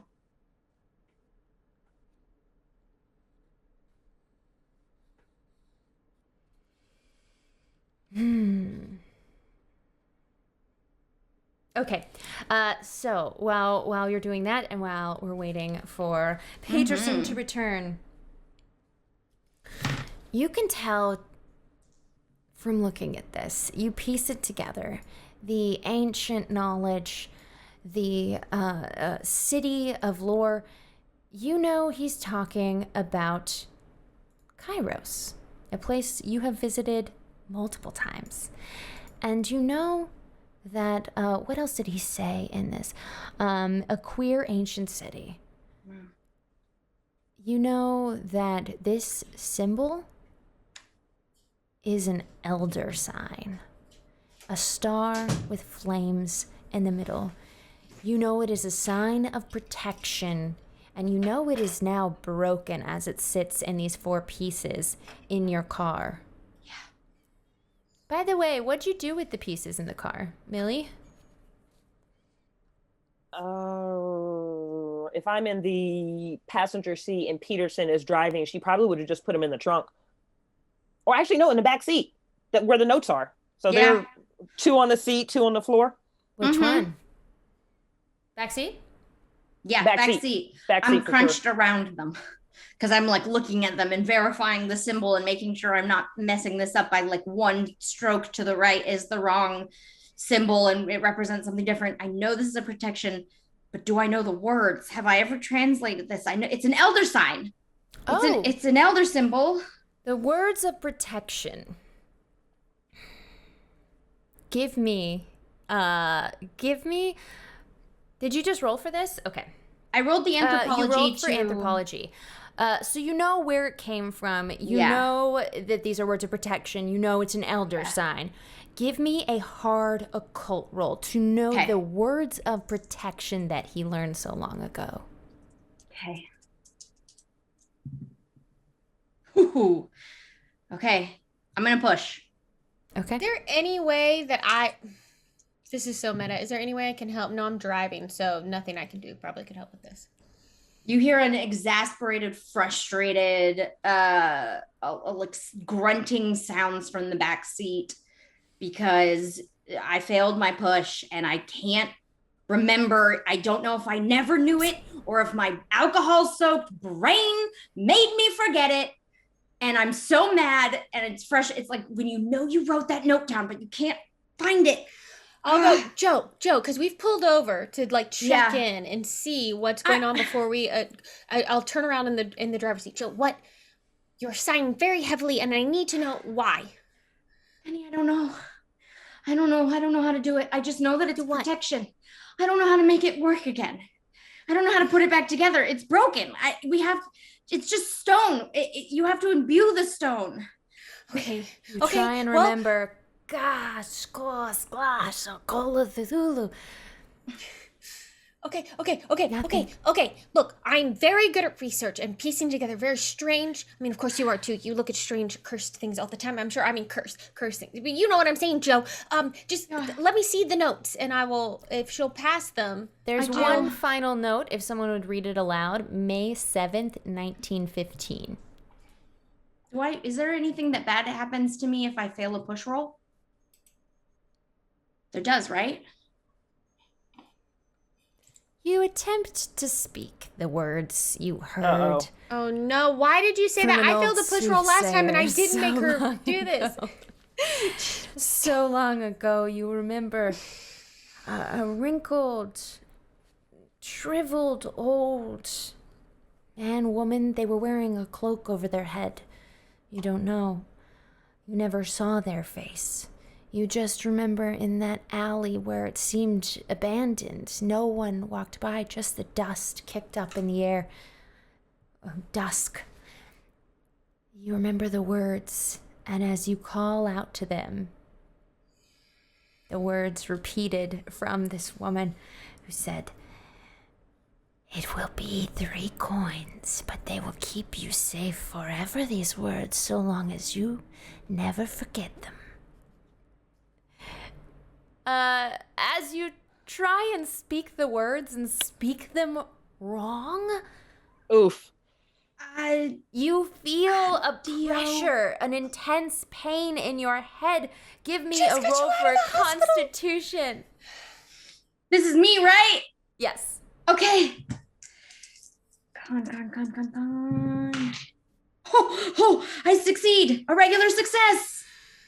You have a slight pulsing headache, but no more, and suffer no HP damage. Ooh. Do you know why? Because one of the pills I stole was an aspirin. Okay, you swallow the second of the 2 pills. Aspirins. They were not aspirin. Becca says What no. are they? The first one made you feel very sleepy, and when you stayed awake, it made you woozy. Okay, Millie, do you have a big enough Zoom to read that May 7th final journal entry? I do believe so. May 17th, 1915. I've met with my successor, Dr. James Berger. Seems to be a cheerful and capable young fellow. Noting his active characters, I have admonished the young doctor to never remove the disc that lies at the edge of the reservoir upon the hill. And as she's reading that, she's tapping Peterson and pointing that direction. Will he heed my words? It was impossible to impart on him my true reason for planting the disc all those long years ago. I had to fabricate reasons of sentimentality to impress upon him the importance of leaving the disc unmolested. I pray that he will remember his promise, which apparently he did not, to leave the disc undisturbed. We need to head to the base of Hawthorne Hill, with or without a W. I was still slightly confused about that in the office, somewhere near the base of the reservoir. So we need to go up here and make a left. Okay. What do we do with the symbol? Do we just put all the pieces back together? Is it the same symbol on there? Let me see. Is it the same symbol, the star symbol? You can see the pieces of the symbol you saw in the newspaper clipping that you took with you. Okay. So maybe if we just put them together on the spot in the amphitheater, it will work. We have no way to glue them. We have no way to reseal, but maybe just putting them together will work. Yeah. Maybe our powers combined can do it. Peterson, would you mind if I drive for just a moment? You mind if we just switch seats? Do you know how to drive? Yes, of course I do. I'm gonna run. Insight check. No, Are we next to, where did you park, by the way, Peterson? I just pulled off, like right before, on the outskirts of town, I just pulled off to the side of the road to make our game plan before we actually got too close. Question, on the way back, did we find a body? Oh, did we drive by? I was just see going a body. So You saw blood on the road, but no body. Ooh. Okay. As she's switching spots with Peterson, she will grab their arm and just kind of like pull them in close and say, I understand that you're overwhelmed, and I understand that this doesn't make sense, but I need you in that back seat to help Joe. I don't care if you have to ask those girls from Salem or you have to ask Aunt May, and she'll kind of like flick the gree bag on her chest. You need to go back there and ask one of them girls how we're supposed to save these people. Don't question it. Don't think about it. Get into the back seat, work with Joe, and ask one of them 2 girls who can help us. Yes, ma'am. And then she'll slide into the seat. I'll get out and go into the back seat. Say, Joe, let me look at everything. And then as Millie is starting to take us over toward the asylum, I guess I'll go. I'll grab the gree bag and I'll go. It's like a person who's never prayed before trying to do their first prayer, and they go, I instinctually grab mine. I don't know how I'm supposed to do this. I guess I'll just talk to you. It feels weird. I don't even know if you're really there. Just pretend it's like a telephone. Peterson, stop thinking and just do it. You're not my real aunt. You're Millie's aunt. But, well, she talks to you like this, so, well, Aunt May, help us know what to do? I put my hand over your hand over the gree bag to, like, just give you a little bit of warmth. Roll for occult with a bonus die. I go as I do it, I go, is this crazy? And I'll, depending on how this roll goes, Yeah. I'll say something to you. Tell us, baby. I rolled a 3. Okay, good. That Good. skill. Can my I? other one was an 83, but my Oh my God. Okay. So when you say that to me and you say, "Am I crazy?" I'm just gonna like squeeze my hand a little bit and say, and say, "No, Penny, not at all. It's just think of this as what everything was before they had a word called science to explain it." Ooh. Powerful. And with that, I'll feel like a warmth coming from the gree bag. You feel a warmth, and you hear like a loudspeaker from the gree bag. What do you want? Oh, that's so on me. Hello. I want to know. I'm looking for some words of protection. With Joan of Arc, we were about to have some cocktails. Joan of Arc. Wow. I'm looking for some words of protection. We can't find with it from some notes, something to do with Salem. I don't know. I'm on my way out the door. What? You? Tell her it's the sign of an elder star. It's a sign- burning star with a. Okay, it's a sign of an elder star with some flames on it, and something associated with it is words of protection. I'm here with Millie. Are you her aunt? Ooh. Tell Millie I love her, and tell her you all are in trouble. We're in trouble. Millie, she gods, loves you. don't- We're in trouble. It's We like know. the I lines miss her breaking up. beignets. I still can't make them right. Something about beignets. I don't know what they are. But I have been watching, and her beignets are terrible. okay. Tell Well, maybe her, there's some follow words of my protection. recipe. Okay, but maybe there's some words of protection that will help her make a good, better beignet. Let me ask Joan. Oh my God, the afterlife is one big club. Horse. Can't wait to drink with Joan of Arc later. Studio 54 up in heaven. Yes, if you get in there, you know. All right. I will send you the text of what you receive. Well, okay, Joan. Yeah, all right. Well, Oh, I see why you. okay. It's something like Cthulhu relay. That makes sense. Yeah, you got it. Okay, tell Millie, keep working on the beignets. Tell her I love her. Give love to her sister Ava. And you know what? Hey, y'all might die. This is, we don't even mess with this up here. This is the sort of thing. Now that's what She's saying. It's not all right. What you doing? I'll see you soon. Hey, I'll wait, see Aunt you May? soon. I gotta Aunt go. May? Aunt May? No, Aunt May. Do you ever see anyone named Peterson? She's gone. Oh. I think we got it though. Some words. She sent it to me, and I'll scribble it down. Somehow it's in Peterson's. I can see it, and so I'll just write it down in the notes. How far do we have to go? 2 more minutes.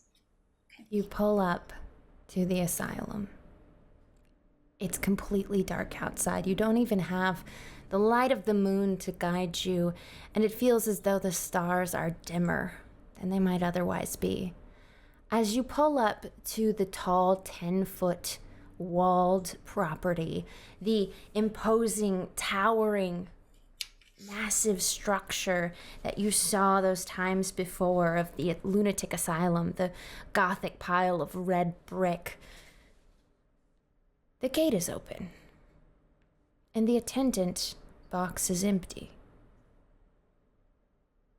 Do you drive in or do you walk? Do you think they're expecting us? I just hope whatever they're doing is inside and not outside of the reservoir. I think they're gonna be at the amphitheater. Oh. Well, let's be bold, women. Okay, bold. Do we drive or maybe we Put on should be sneaky seatbelt, bold? Pete. I was going to say, yeah, buckle up, baby. Oh no. I thought we should sneak, but okay, I'll buck. There's Were there eyes seatbelts in cars in 1920? everywhere. I feel like there weren't. No. Probably not. By seatbelt, I just mean hold on. Brace yourself. So you're Millie driving throws in? that bad boy in gear and we're flying there. We gotta Millie's get to the driving? edge. You drive up the long driveway, a straight shot to the old building. There's a round parking, a driveway loop at the end, right in front of the stairs up to the front door. And those patrols that you saw on your scout the night before, you see none of them now. Okay. Do we see the amphitheater? Is Penny right? As you step out of the car, Are we getting out? Are we driving straight to where we need to go? okay, you could. Yeah, we you can tell pull me. straight up to the base of the reservoir. That's what we're going to aim for. You drive over the lawn onto the base of the reservoir. Those stones are heavy. Yeah, there's no point in wasting any Okay, time. roll for spot hidden before you do. Okay. God help us. Everybody? Yes. 23 under. Ooh, hard success. Under hard success. 15. That's a hard success for me. It's for me as well. 3 hard successes. Millie, you hit the brake and you turn off the lights. If that's a thing. Are there lights? It is We don't today. know. It is I today. believe they did have headlights. Yeah, we're good. Well, you can turn them off, and you do, as all 3 of you hard succeed on your spot hidden. As you start driving across the lawn to your left to the reservoir, you see patients, doctors, nurses, in a procession from what you think was the J ward, the furthest ward to the left side of the building, from a back door along the path and down into the amphitheater beside the reservoir. There's a throng of people standing in a semicircle facing the water, and more coming. Oh my gosh. It's happened. But they haven't gotten there. Okay. So are we putting it at the edge of the reservoir, or are we putting it at the top of the amphitheater? It was at the amphitheater. It was. They're all going toward the water, or are they going toward the amphitheater? I'm sorry, Becca. The amphitheater is, the seats are as if they're facing the water. There's I see. a flat area just beside the water's edge. So the Okay. backdrop of this proscenium sort of thing is the water. The water. Okay. And then the what would be the seating goes up in the hill, up towards where the building sits. And the path that they're walking from, you know to be the J ward, the furthest end to which you traveled in the first episode. And how close are all the people to us, walking toward us? 50 feet. If your car has the headlights off and all of you rolled that hard success, I'm going to say no one has noticed the vehicle yet. Even though it's a 1920s, like... They're really focused. Hey, they really are. And what's eerie is that you hear the shuffle of feet and you hear a sort of hum of sort of people making pleased, excited noises, but you don't hear any actual words. It seems like no one's actually talking, but the energy of their movement is excited. I'm gonna whisper the words of protection that I wrote down and see if anything happens. All right, give me So, a roll for Cthulhu Mythos. Actually, just give me a hard power roll. Because you have 0 Cthulhu Mythos. So yeah, I that's was like, I you have won't a be 1. able to do that.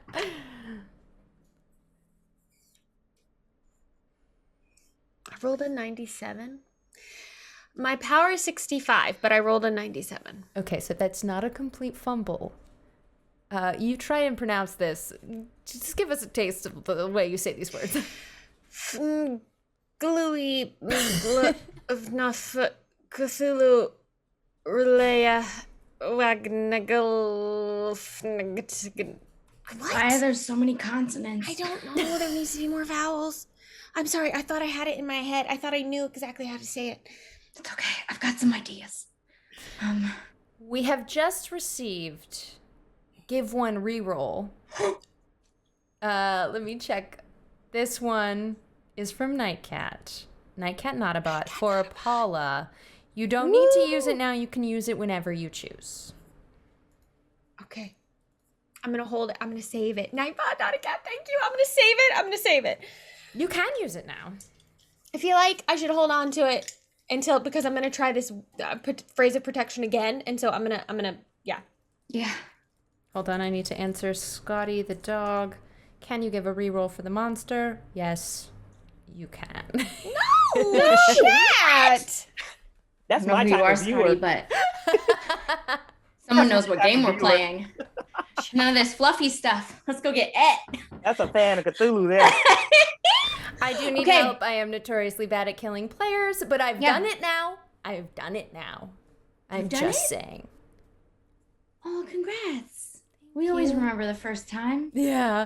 It was our in-person game, The Auction. You can find it on youtube.com/goodtimesociety. See who I killed. What fun spoilers. Okay. So Becca, the front of the procession, how far is it away from destination point? Because unless I'm translating this incorrectly, we're all heading to the same point. You know what? Let me just show you a nice little map. Oh, maps are cool. Yeah, and I don't have it uploaded for our viewers, so what do your characters say in this moment? Okay, I see where we are. Okay, so Joe has like buried her head in her knees because she's trying to think, and but she's trying really hard to relate this to anything else she's ever experienced. And she remembers that one time that she didn't pay any of her bar tabs. And like that one time that every bar and tavern in that city had like a bounty out on her, and she had to hide. And what I had to do was I did have a getaway car, but we couldn't turn it on because these things are loud. So I don't think that we can bring these stones up on our own. There's only 3 of us and there's 4 stones. So I think if we can push this car up as far as we can, something tells me these people are used to seeing dark shadows out of the corner of their eyes. And this is a black car. And if we just turn off the headlights and keep it turned off, we can use this as like a giant, I don't know, wheelbarrow and get it to the top. And that's what I did. That's how I got out of that city. I just like pushed this car. Okay, who's the strongest? And Peterson will whip out their... As Peterson whips out their guns, it is clear to me that while on stream I was covering up some things, something else that is apparent to you as you get a little closer and peer deeper at this strange sort of ritual that's forming. You can see down into the amphitheater and see in the middle of the procession as the people mill about vying for a spot. Not only do you see Dr. Berger standing in front of the water, facing everyone else, speaking strange words. His voice echoes off the water, and you can hear him saying the kinds of words with too many consonants. Dang it. You also see a gurney, a wheeled gurney in front of him, with a man strapped to it, as you see your friend Larry. Okay, have we tried just pushing the bits of the disc together and seeing if they, magically stick? Peterson's going to take the pieces and try and shove them together and see if they just stick together. I get out of the car happens. and start helping you. Nothing happens. Okay. Can I look up the amphitheater? Is there still that space where the disc was being hung? Is there like an empty hole that this fits into like a puzzle? Roll for intelligence. Okay. Oh, 17. Ooh. Hell yeah. Really good roll. You remember in the newspaper article that you saw that the amphitheater took the place of where the stone was once installed. That's right. That's It's right. on the amphitheater. Okay. Oh, Okay. but I still think it should go there because an amphitheater amplifies, and maybe it'll make the magic go stronger. Okay, yes. Okay, we need to take these pieces. We need to run up into there. We need to get to where Larry is. I'm going to shout these words of protection. I'm going to say them right. And we're going to shove these pieces together. And we are going to... This is going to work. We just have to get these pieces up there. And we have to do it now. And the trust car me? takes off. Full gas to the pedal. Okay. The car takes off. What are you This aiming is for? everyone flying back, and we're going dead center of action right here. All right, the If you're gonna say the words, darling, you might want to start saying them now. I want to say it in the middle of the amphitheater. Get me as close as you can. I'm doing it with you. We're practicing. And I'm still trying to help you put the pieces, fit them more closely together while we're driving. And we're practicing this silly language. You're driving up as the front wheels hover over the edge of the amphitheater, over the first of three sort of giant stone stair steps. And everyone turns and looks, but just then Dr. Berger finishes whatever incantation, and the people descend upon the shrieking, helpless Croswell in front of you. They begin moving their bodies and dancing, moving, biting, kicking, flailing in an orgy of violence. Flesh is bitten and torn and gouged in front of you. The participants are screeching in an ecstasy of delight and pain. You hear the most guttural screams, followed by even more guttural laughter. Wait. They're doing it to each other or to Larry? They're doing it to each other, and Larry is in the middle of it. You hear his screams audible above the rest, as the only ones lacking any sense of joy at what is happening. Dr. Berger is still visible. He is not participating in this violence, just laughing at the spectacle as his face peels back. His too wide smile shows far too many teeth as you see his head thrown back. Even as you drive up to this site, each of you must roll for sanity as you see this unfold before you. I have to use my reroll. I rolled a 98. I was like, no rerolls for sanity. Okay. Oh, no free rolls for sanity. I rolled a 98. No, chat rerolls are outside of game and therefore can be used. Should I save this for saying the thing, or do I do it? You spent it. I spent it. I'm rerolling. Please be better than a 98. It's a 2. Oh, thank goodness. Okay. How did the rest 16? of you do? Okay. Millie? It was a 99.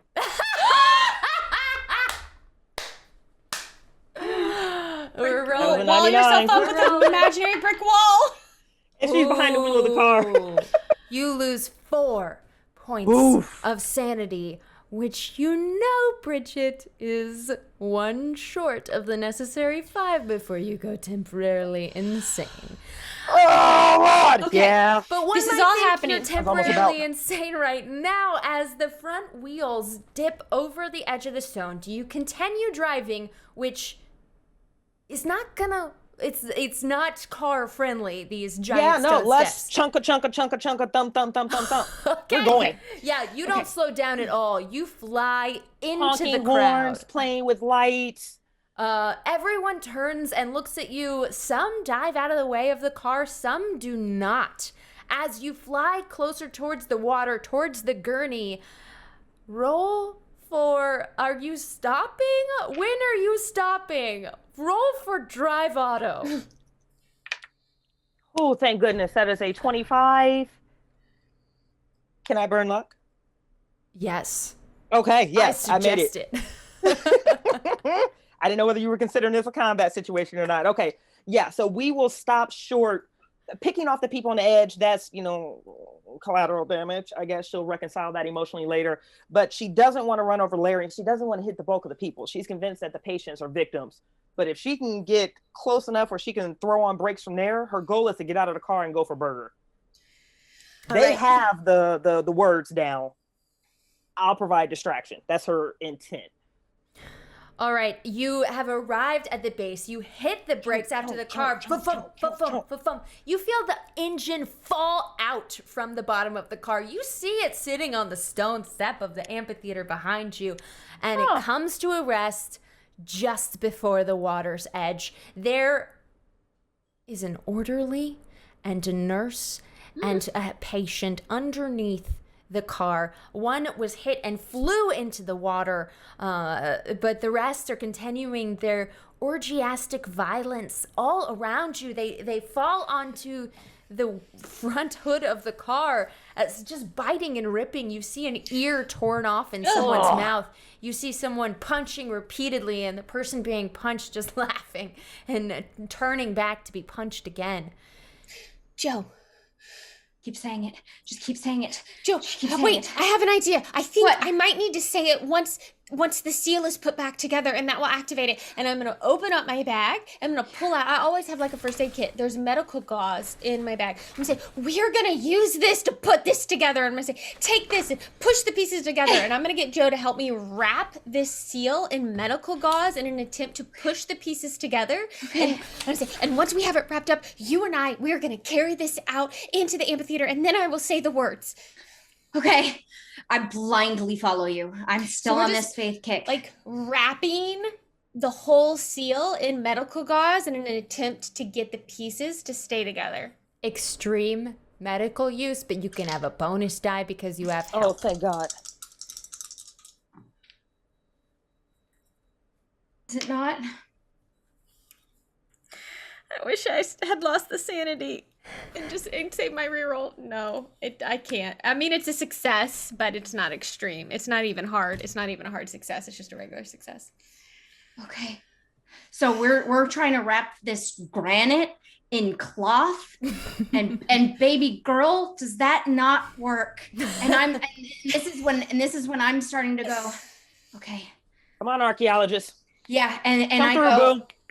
yeah, and I grab your hands to stop you, and I say, okay, no, this has to work. It has to work. Penny, now it's time for you to trust me, and we need to go and believe in magic, okay?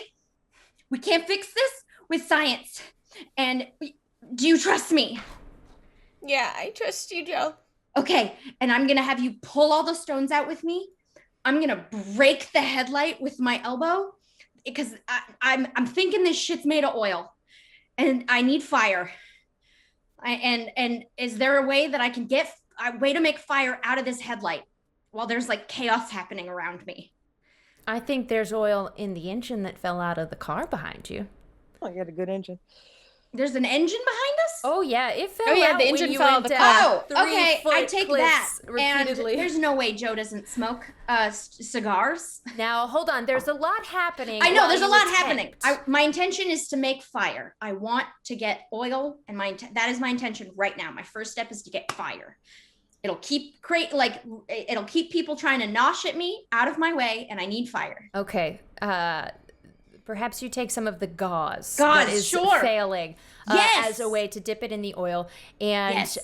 You get out of the car as patients, orderlies, doctors, they're all fighting and ripping at each other in this melee, and you need to fight through it to get to that engine Can to I dip cover this gauze her in oil. with my gun? You can cover Yes. her in your gun, Okay. but it doesn't seem like anyone will pay any attention. true. You can try. But Joe is going to need luck to escape the clutches because it seems like anybody here is getting grabbed and getting hurt. And that is when you hear another scream. And Millie is still in the driver's seat, even though this car no longer has an engine. You're staring straight ahead into the reservoir.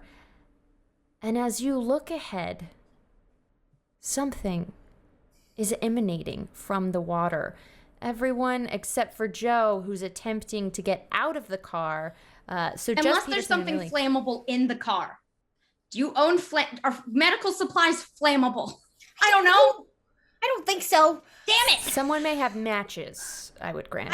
I definitely have matches because I smoke, but I've given that up, so I should have some leftover matches. Sure. But you I have don't have matches, you have gauze, but all three of you look up and My you flask! see in the water, you see unearthly blue-gray glow that you would notice. This strange colored water starts to have just a brighter, like a light is shining from beneath the water, and coming up, emerging out of it, is something round and bulbous, something that you have seen before, if only in the mad scratchings of some of the guests, some of the patients in this asylum. You recognize. Oh, that multi-eye thing. No. Yeah. Not only do you see a large bulbous head with 10 dinner plate-sized eyes, they all blink simultaneously as 30 feet back in the water you see what looks like sort of the elbows of bat-like wings. And each of you must roll for sanity yet again. Yeah. The chat gave Millie a reroll. I just want to make sure that everyone knows that. I fail. Thank you. I think I'm going to need it badly. So this was sanity?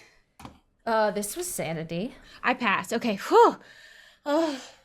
Let's go close up on that image. Did anyone not pass? I failed. And Joe. I was just before. Yeah. I'm gonna How many have points you. of sanity do I lose?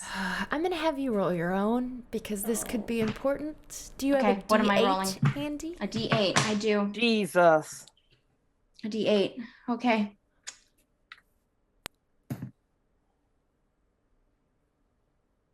No, don't roll and then stare at it like that. Is that an 8? It is an 8. Oh, Jesus. You lose 8 points of sanity. Is that, have you lost more than your extreme power in a single day? I don't even know what that would mean. I'm a 40. My original sanity was 45. It is currently at 40. This is now going to make me lose 8 more of that. I don't know. Hold on, let me pull up a character sheet real quick just to look at the math. Because if this is going to be bad, I might feels like if use you my started present. at 40, I feel like 8 is. Okay. It might send you in the bout of madness You know land, what? too. Since it's a different game day, we won't say you go permanently insane. We'll just say Oh! we'll treat it as a in-game different day. And Okay. you are now temporarily. Oh, you know what? One more test. You may go temporarily insane. You need to roll for intelligence, but you want to fail. Okay. You really, really want to fail this. Roll high. Roll high. Roll high. I got over my intelligence. My intelligence is a 75. I rolled a 78. Yes. You What do not happens go to me? temporarily insane, but you do, in addition to your claustrophobia, now begin to have a fear of too open of spaces. Oh, this one. no, where's she gonna go? Okay. Okay, you know what I'm going to do? I didn't go insane, but to justify that I lost 8 sanity points and the fact that I'm now scared of outside because people are going to eat me, I slammed the door shut, and I probably get a couple of patients' fingers in the way, and I don't care. I slam it again, and I slam it again, and I slam it again until they let go. And I am actively causing people that are victims harm right now, but I don't care because the people that I care about most are in this car, and the other one is probably already dead. And so she just slams this shut, and there's probably a couple of fingers in this car now. And she turns around and she digs into your medical bag, and she pours her flask all over this this slate, this granite, and without even thinking, because I haven't gone temporarily insane, but I'm still justifying that she is making a slightly insane move. As she goes for the flask, Peterson is going to have like a and then see that you dump it out. Go. And then I think it's gonna click for Peterson what's going on, and Peterson's gonna go, and also pull out in their first aid kit where their gauzes, they have some high proof like disinfectant rubbing alcohol. Yes, but they will also and add to it. Yeah, and she like locks eyes with you, wild, like, we're connected. We've got this. We're just both pouring out bottles, being like, and and for some reason I remembered those 3 coins, but I can't think of the words. So she puts the 3 gold coins in like parts that she thinks that if they melted from her archaeology studies, ancient cultures to repair broken items of importance and significance would melt gold in the cracks to reform important pieces, like pottery and such that was important to their cultures or family members. They would melt gold. And she said these 3 coins would come in handy, and just say the words of protection. Now, I don't remember the words of protection, but I trust Penny. I grab the Gregory bag and I say them again. And I light the fire while we're in the car, because I just lost 8 points of sanity. And for some reason, the dream where we're all being burned alive is fresh in my mind. And I need to trust the flames. Yes, in fact, this art that you found in Japan. Kintsugi, the art of golden joinery. Where did you get these coins? Oh, I thought you said there was a woman that I'd met in an alley who gave me 3 coins. Or a cloaked figure. Was that not me? Oh, I thought you gave her coins in exchange for the protection. But you know what? Oh. She gave you the coins. I gave her coins and she gave me regular money back to pay for it, but I've always kept them as a talisman. As like just my good luck coins. They're what I don't bet with. They're the 3 coins I never bet with. I keep them. That is hard for Joe. Yeah. Okay. So you hear another scream from outside the car coming from the gurney as you hear him say, "Help! I see you! I'm looking at you, Millie! Help me!" And Peterson and Joe, you have attempted to light on fire this gold, make it hot enough to melt gold, and melt this gold to seal together these stones and say the words of protection. So I'm going to need a hard occult roll from Peterson, and I'm going to need something awesome from Joe to get this gold hot enough. And I think it's going to take something otherworldly to make this gold, this fire burn that hot. Yeah. So you let me know. I'm going to call, for some reason, I just start repeating, I call upon Linda. Like, I'm just like, come on, Linda, come on. I know your girls, they're up there somewhere, like I'm calling on all the, like, I'm full on in this, like, I'm a witch. Like, she's just lost it. And she's like, no, I found it. And these ladies have come to me for a reason. And I have to do this. I'm like, I know gold doesn't melt easily, but I'm begging for, like, the burned souls of these women who were on this hill. We're on the Hawthorne Hill. Many generations of women were burned here. And I need their fire now. So I'm begging to these women to help me. I'm like losing it in the car, just like begging to these women. Because she's a little upset right now. And because you call upon the strength of the women who were burned alive on this hilltop hundreds of years ago, take a bonus die. Whew, yes. What am I rolling? Power. And when you do, each of you is going to need to spend 5 magic points to attempt to do what you're doing. Okay, so let's see. what both of you can do with these rolls. I get the bonus die for having the Gree bag, right? For the occult roll. I did say that. Now, when I re-roll, do I Goodness. take the lower one, or do I have to take the higher one? You get the better one for a Okay, bonus cool. die. Okay. A penalty die is the higher. I'm going to spend 1 luck point. Can I? Yes, what level of success is this? A hard success in power. The gold melts. Millie, are you climbing into the back seat or are you getting out to fight?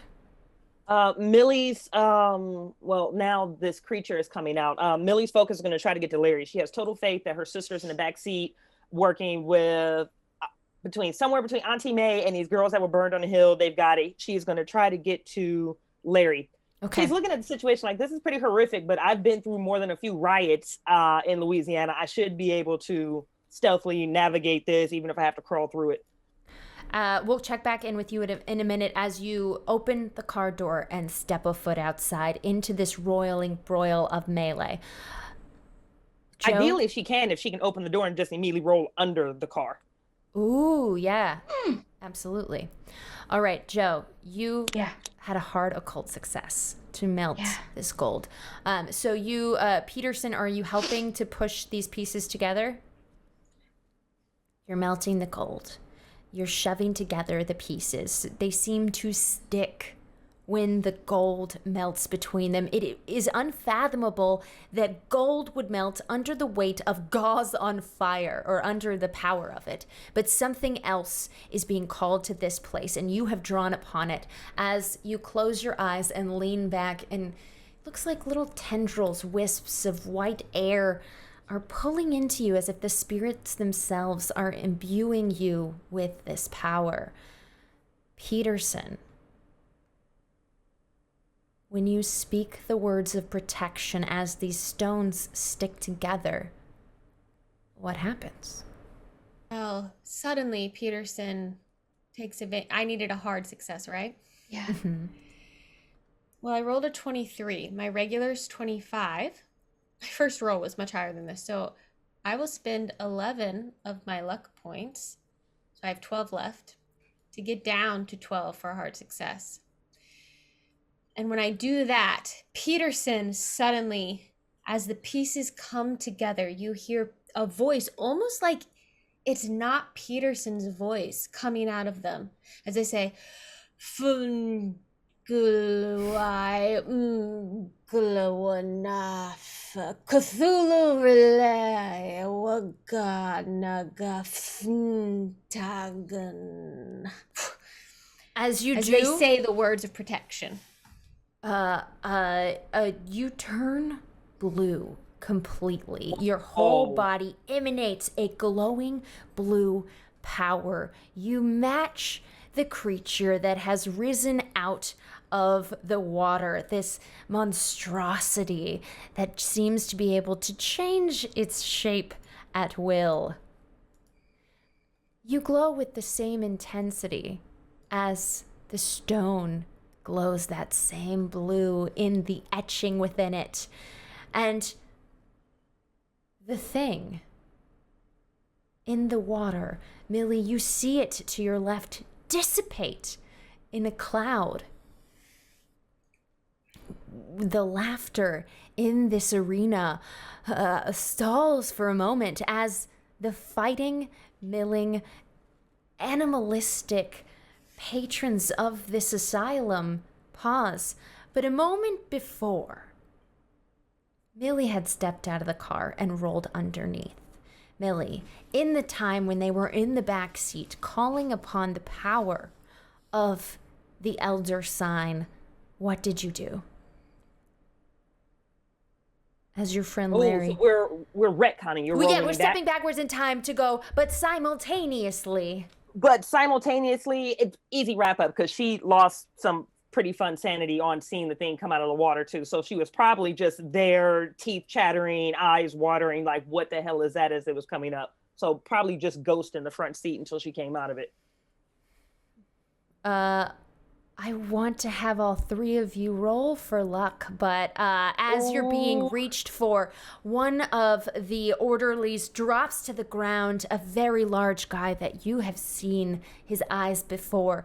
He reaches for you, Millie, and he grabs onto you and starts to pull you out as the back doors of the vehicle open and hands reach, pulling and clawing at both Peterson and Joe in the back seat as this power emanates. And the thing is gone. And the people drop to the ground in a sweating heap. No one is fighting any longer, but there is blood everywhere. And your friend Larry lies on the gurney.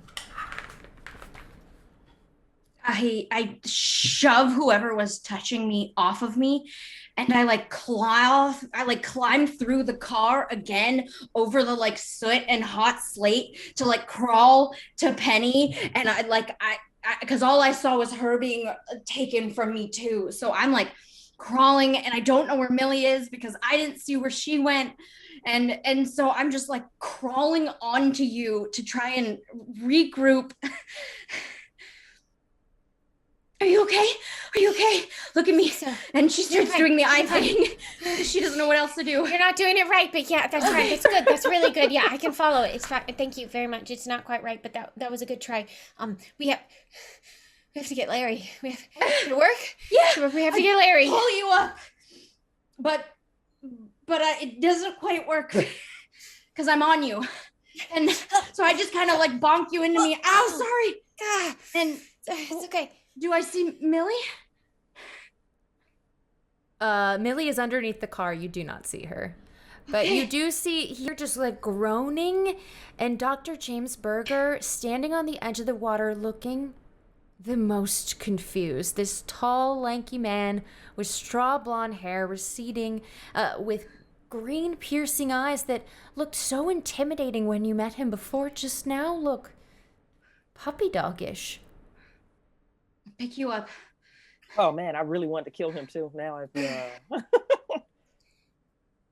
Let's go get Larry. We have to get Larry. First we get Larry. Millie can hold her own. We'll find her in a minute. We'll run over. She's got my knife. She's fine. She's fine. You run to Larry. To Larry. Yeah. I roll over the hood. He is shaking.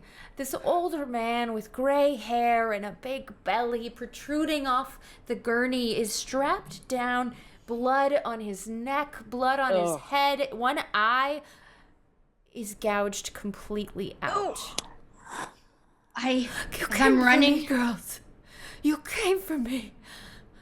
Of course. We never leave you, Larry. I shove Dr. Berger into the ocean, or the water. He's gonna roll for a fighting brawl back, even though he doesn't really know what's happening. Roll for a fighting brawl for me. Hey. I'm gonna push. I'm gonna re-roll, David. David Flagel's re-roll. We're pushing Dr. Berger into the water. Spend 5 points to succeed. All of this happens. Oh my god. And he falls into the water and starts screaming. Oh god. And claws his way back up to the shore. When he comes out, his skin is peeling and burning and blistering. But Larry has your focus on the gurney in front of you. Oh, where's Millie? We're gonna find her in a moment. The first focus is on making sure you're okay, and I'll start undoing all the things that are tying him down. He is no longer wearing his straitjacket is untied. The long arms of it drape off the side of the gurney. As soon as you unstrap his arms, they fall to the sides. He cannot lift himself off this. That's fine. Can I do some first aid, perhaps, to give just a quick trying to make sure he's not gonna bleed out or something? Sure, give me a roll for first aid. What does Millie do?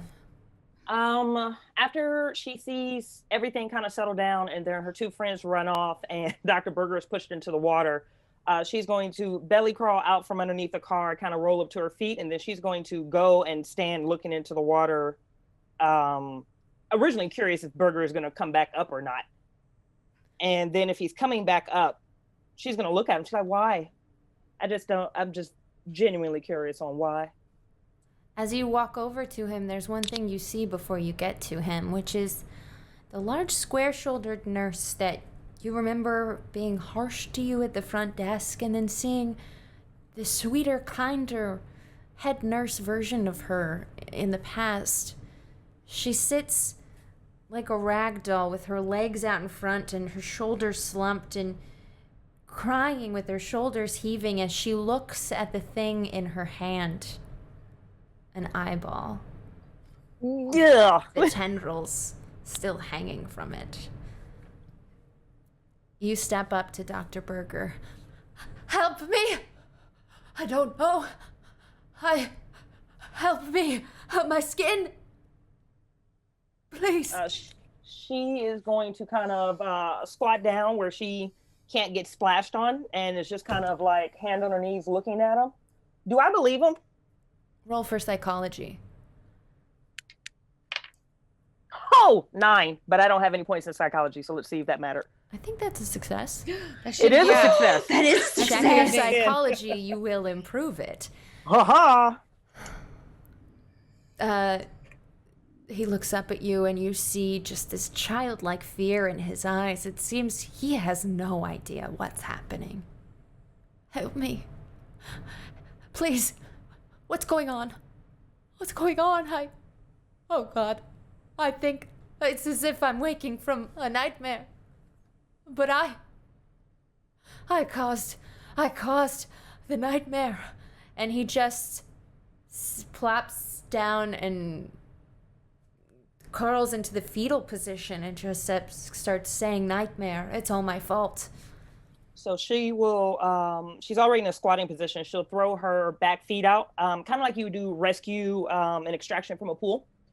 So her chest and chin are hanging over, and she's actually going to reach out for him hesitantly at first because she doesn't know whether this water is going to do the same thing to her skin. But right before her skin breaches the surface, she'll look him in the face like, you caused the nightmare. Now you're going to have the opportunity to fix it. And she's going to try to grab him and pull him back in. You do, and he falls into your arms like a little scared toddler in his mother's arms and just weeps into your shirt, into your chest. Thinking about the last time that she remembers weeping in that type of position with her Aunt May, she's going to do the exact same thing Aunt May did to her, which is to like smack him in the back of her head and go, why would you remove that stone? He told you not to do it. And then she'll go back to coddling him. I deserve the pain. What is Peterson doing? Peterson has rolled a 16 for their first aid check, so that's a hard success. I just love that Aunt May would slap him. That's so good. So I'm just stabilizing Larry at this point. He is now following your finger. Yes, Okay. The right way. And I might even have maybe well, it's in the car, but I might have something to help with the I'm gonna want to get. You got a spare eye in there, kid? Yeah. I don't have an eye, but I might have something to help cover for you. That's all right. I'm just glad to have my life. Let's get out of here. Larry, I'm sorry we couldn't get you out sooner than this. Larry, you tried? Penny. Sorry. Yeah. You took your glasses off. Well, I just wanted you to know I meant it. I'm sorry we didn't get you out sooner. I tried everything. Larry, I tried all of it, and it just took longer than... It just took a while, but... We never gave up on you, so I just wanted you to know. He reaches up, that long sleeve that he shakes down of the straitjacket, and he weakly gives you a little jerk on the chin, says, "Hey, kid, you owe me an eye." And then he chuckles. And then he sort of like falls back. Best glass eye I can find. I'll just find. Yeah, I'll get it. He falls back and he kind of is out. But like you could rouse him and help him get move him if you needed to. And for Joe? a tiny moment, Joe realizes where she got her humor from in very formative years of, oh God, it's Larry. It's Larry. And just she's like checked out in the way that when like the adrenaline hits and you kind of feel this like incredible freedom because she's surrounded by a massacre. There's people bleeding and screaming everywhere. And I definitely cut some fingers off and I just pushed the guy into what looks like acid. So there's like a weird feeling. And she just kind of stumbles back and sits on the lawn with like everyone else and just flips off the water. And then just kind of like lays back and like takes the grass feeling in and then like runs her fingers along the blades of grass over this hill and just kind of says, thank you. Thank you for your help. And then she kind of falls asleep and finally lets it just like hit her and is like, I'm going to do what the doc says now and I'm going to go to sleep. Absolutely you do, as each of you works to walk Larry all the way back to town. And after Joe rises from her brief little nap here on the side of the reservoir. And that is where we will end our adventure for this evening. But before we go and before we thank our sponsor one more time, we'll talk about in the after show how badly I wanted to kill you all, but you ran in with a car. Never mind. We'll talk about it on Patreon, patreon.com/goodtimesociety. You can find where we post our after show talkbacks where we will discuss my feelings because these players love these characters so much and refuse to let them die and rolled very well. I need another chance for the things that this monstrosity could have done.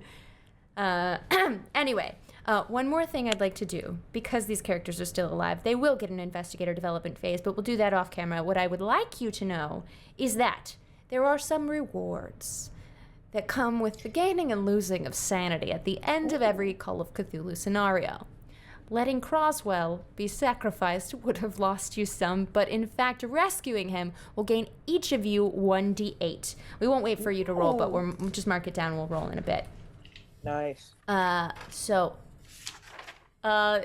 The killing of Dr. Berger, you didn't need to do. You, in fact, saved him.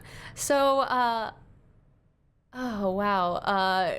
Also, having him exposed and arrested would also have given you sanity. But you know what I say? 1d4 for having him weep like a baby in Millie's arms, as well as those that think they stopped the threat of whatever dragon-eyed thing resides in this hill, in this lake, wherever it is. That will gain you 1d6. Oh. As for... We're going to be so sane after this. Don't say that to that Becca. man that you don't know if he's alive or dead in the street should cost some sanity, but Yeah, we'll probably. see about that. And one more thank you to the writer of this scenario, Brian Cortemanch, Genius Loci in the Doors to Darkness scenario book. If you want to help support this show, you can go to our amazing sponsor's website, chaosium.com, and there, if you use Calyx S3 at checkout, you'll get 10% off. That's a one-time use code, but we have a new code every season if you want to go back for more. We love Chaosium and Call of Cthulhu for all these wonderful stories that they help us tell together, even though our friends put a sigil back together and didn't let you kill them. Anyway, thank you so much for watching the Calyx, and we'll see you next time. Have a wonderful night, and Cthulhu Fatagen. Bye.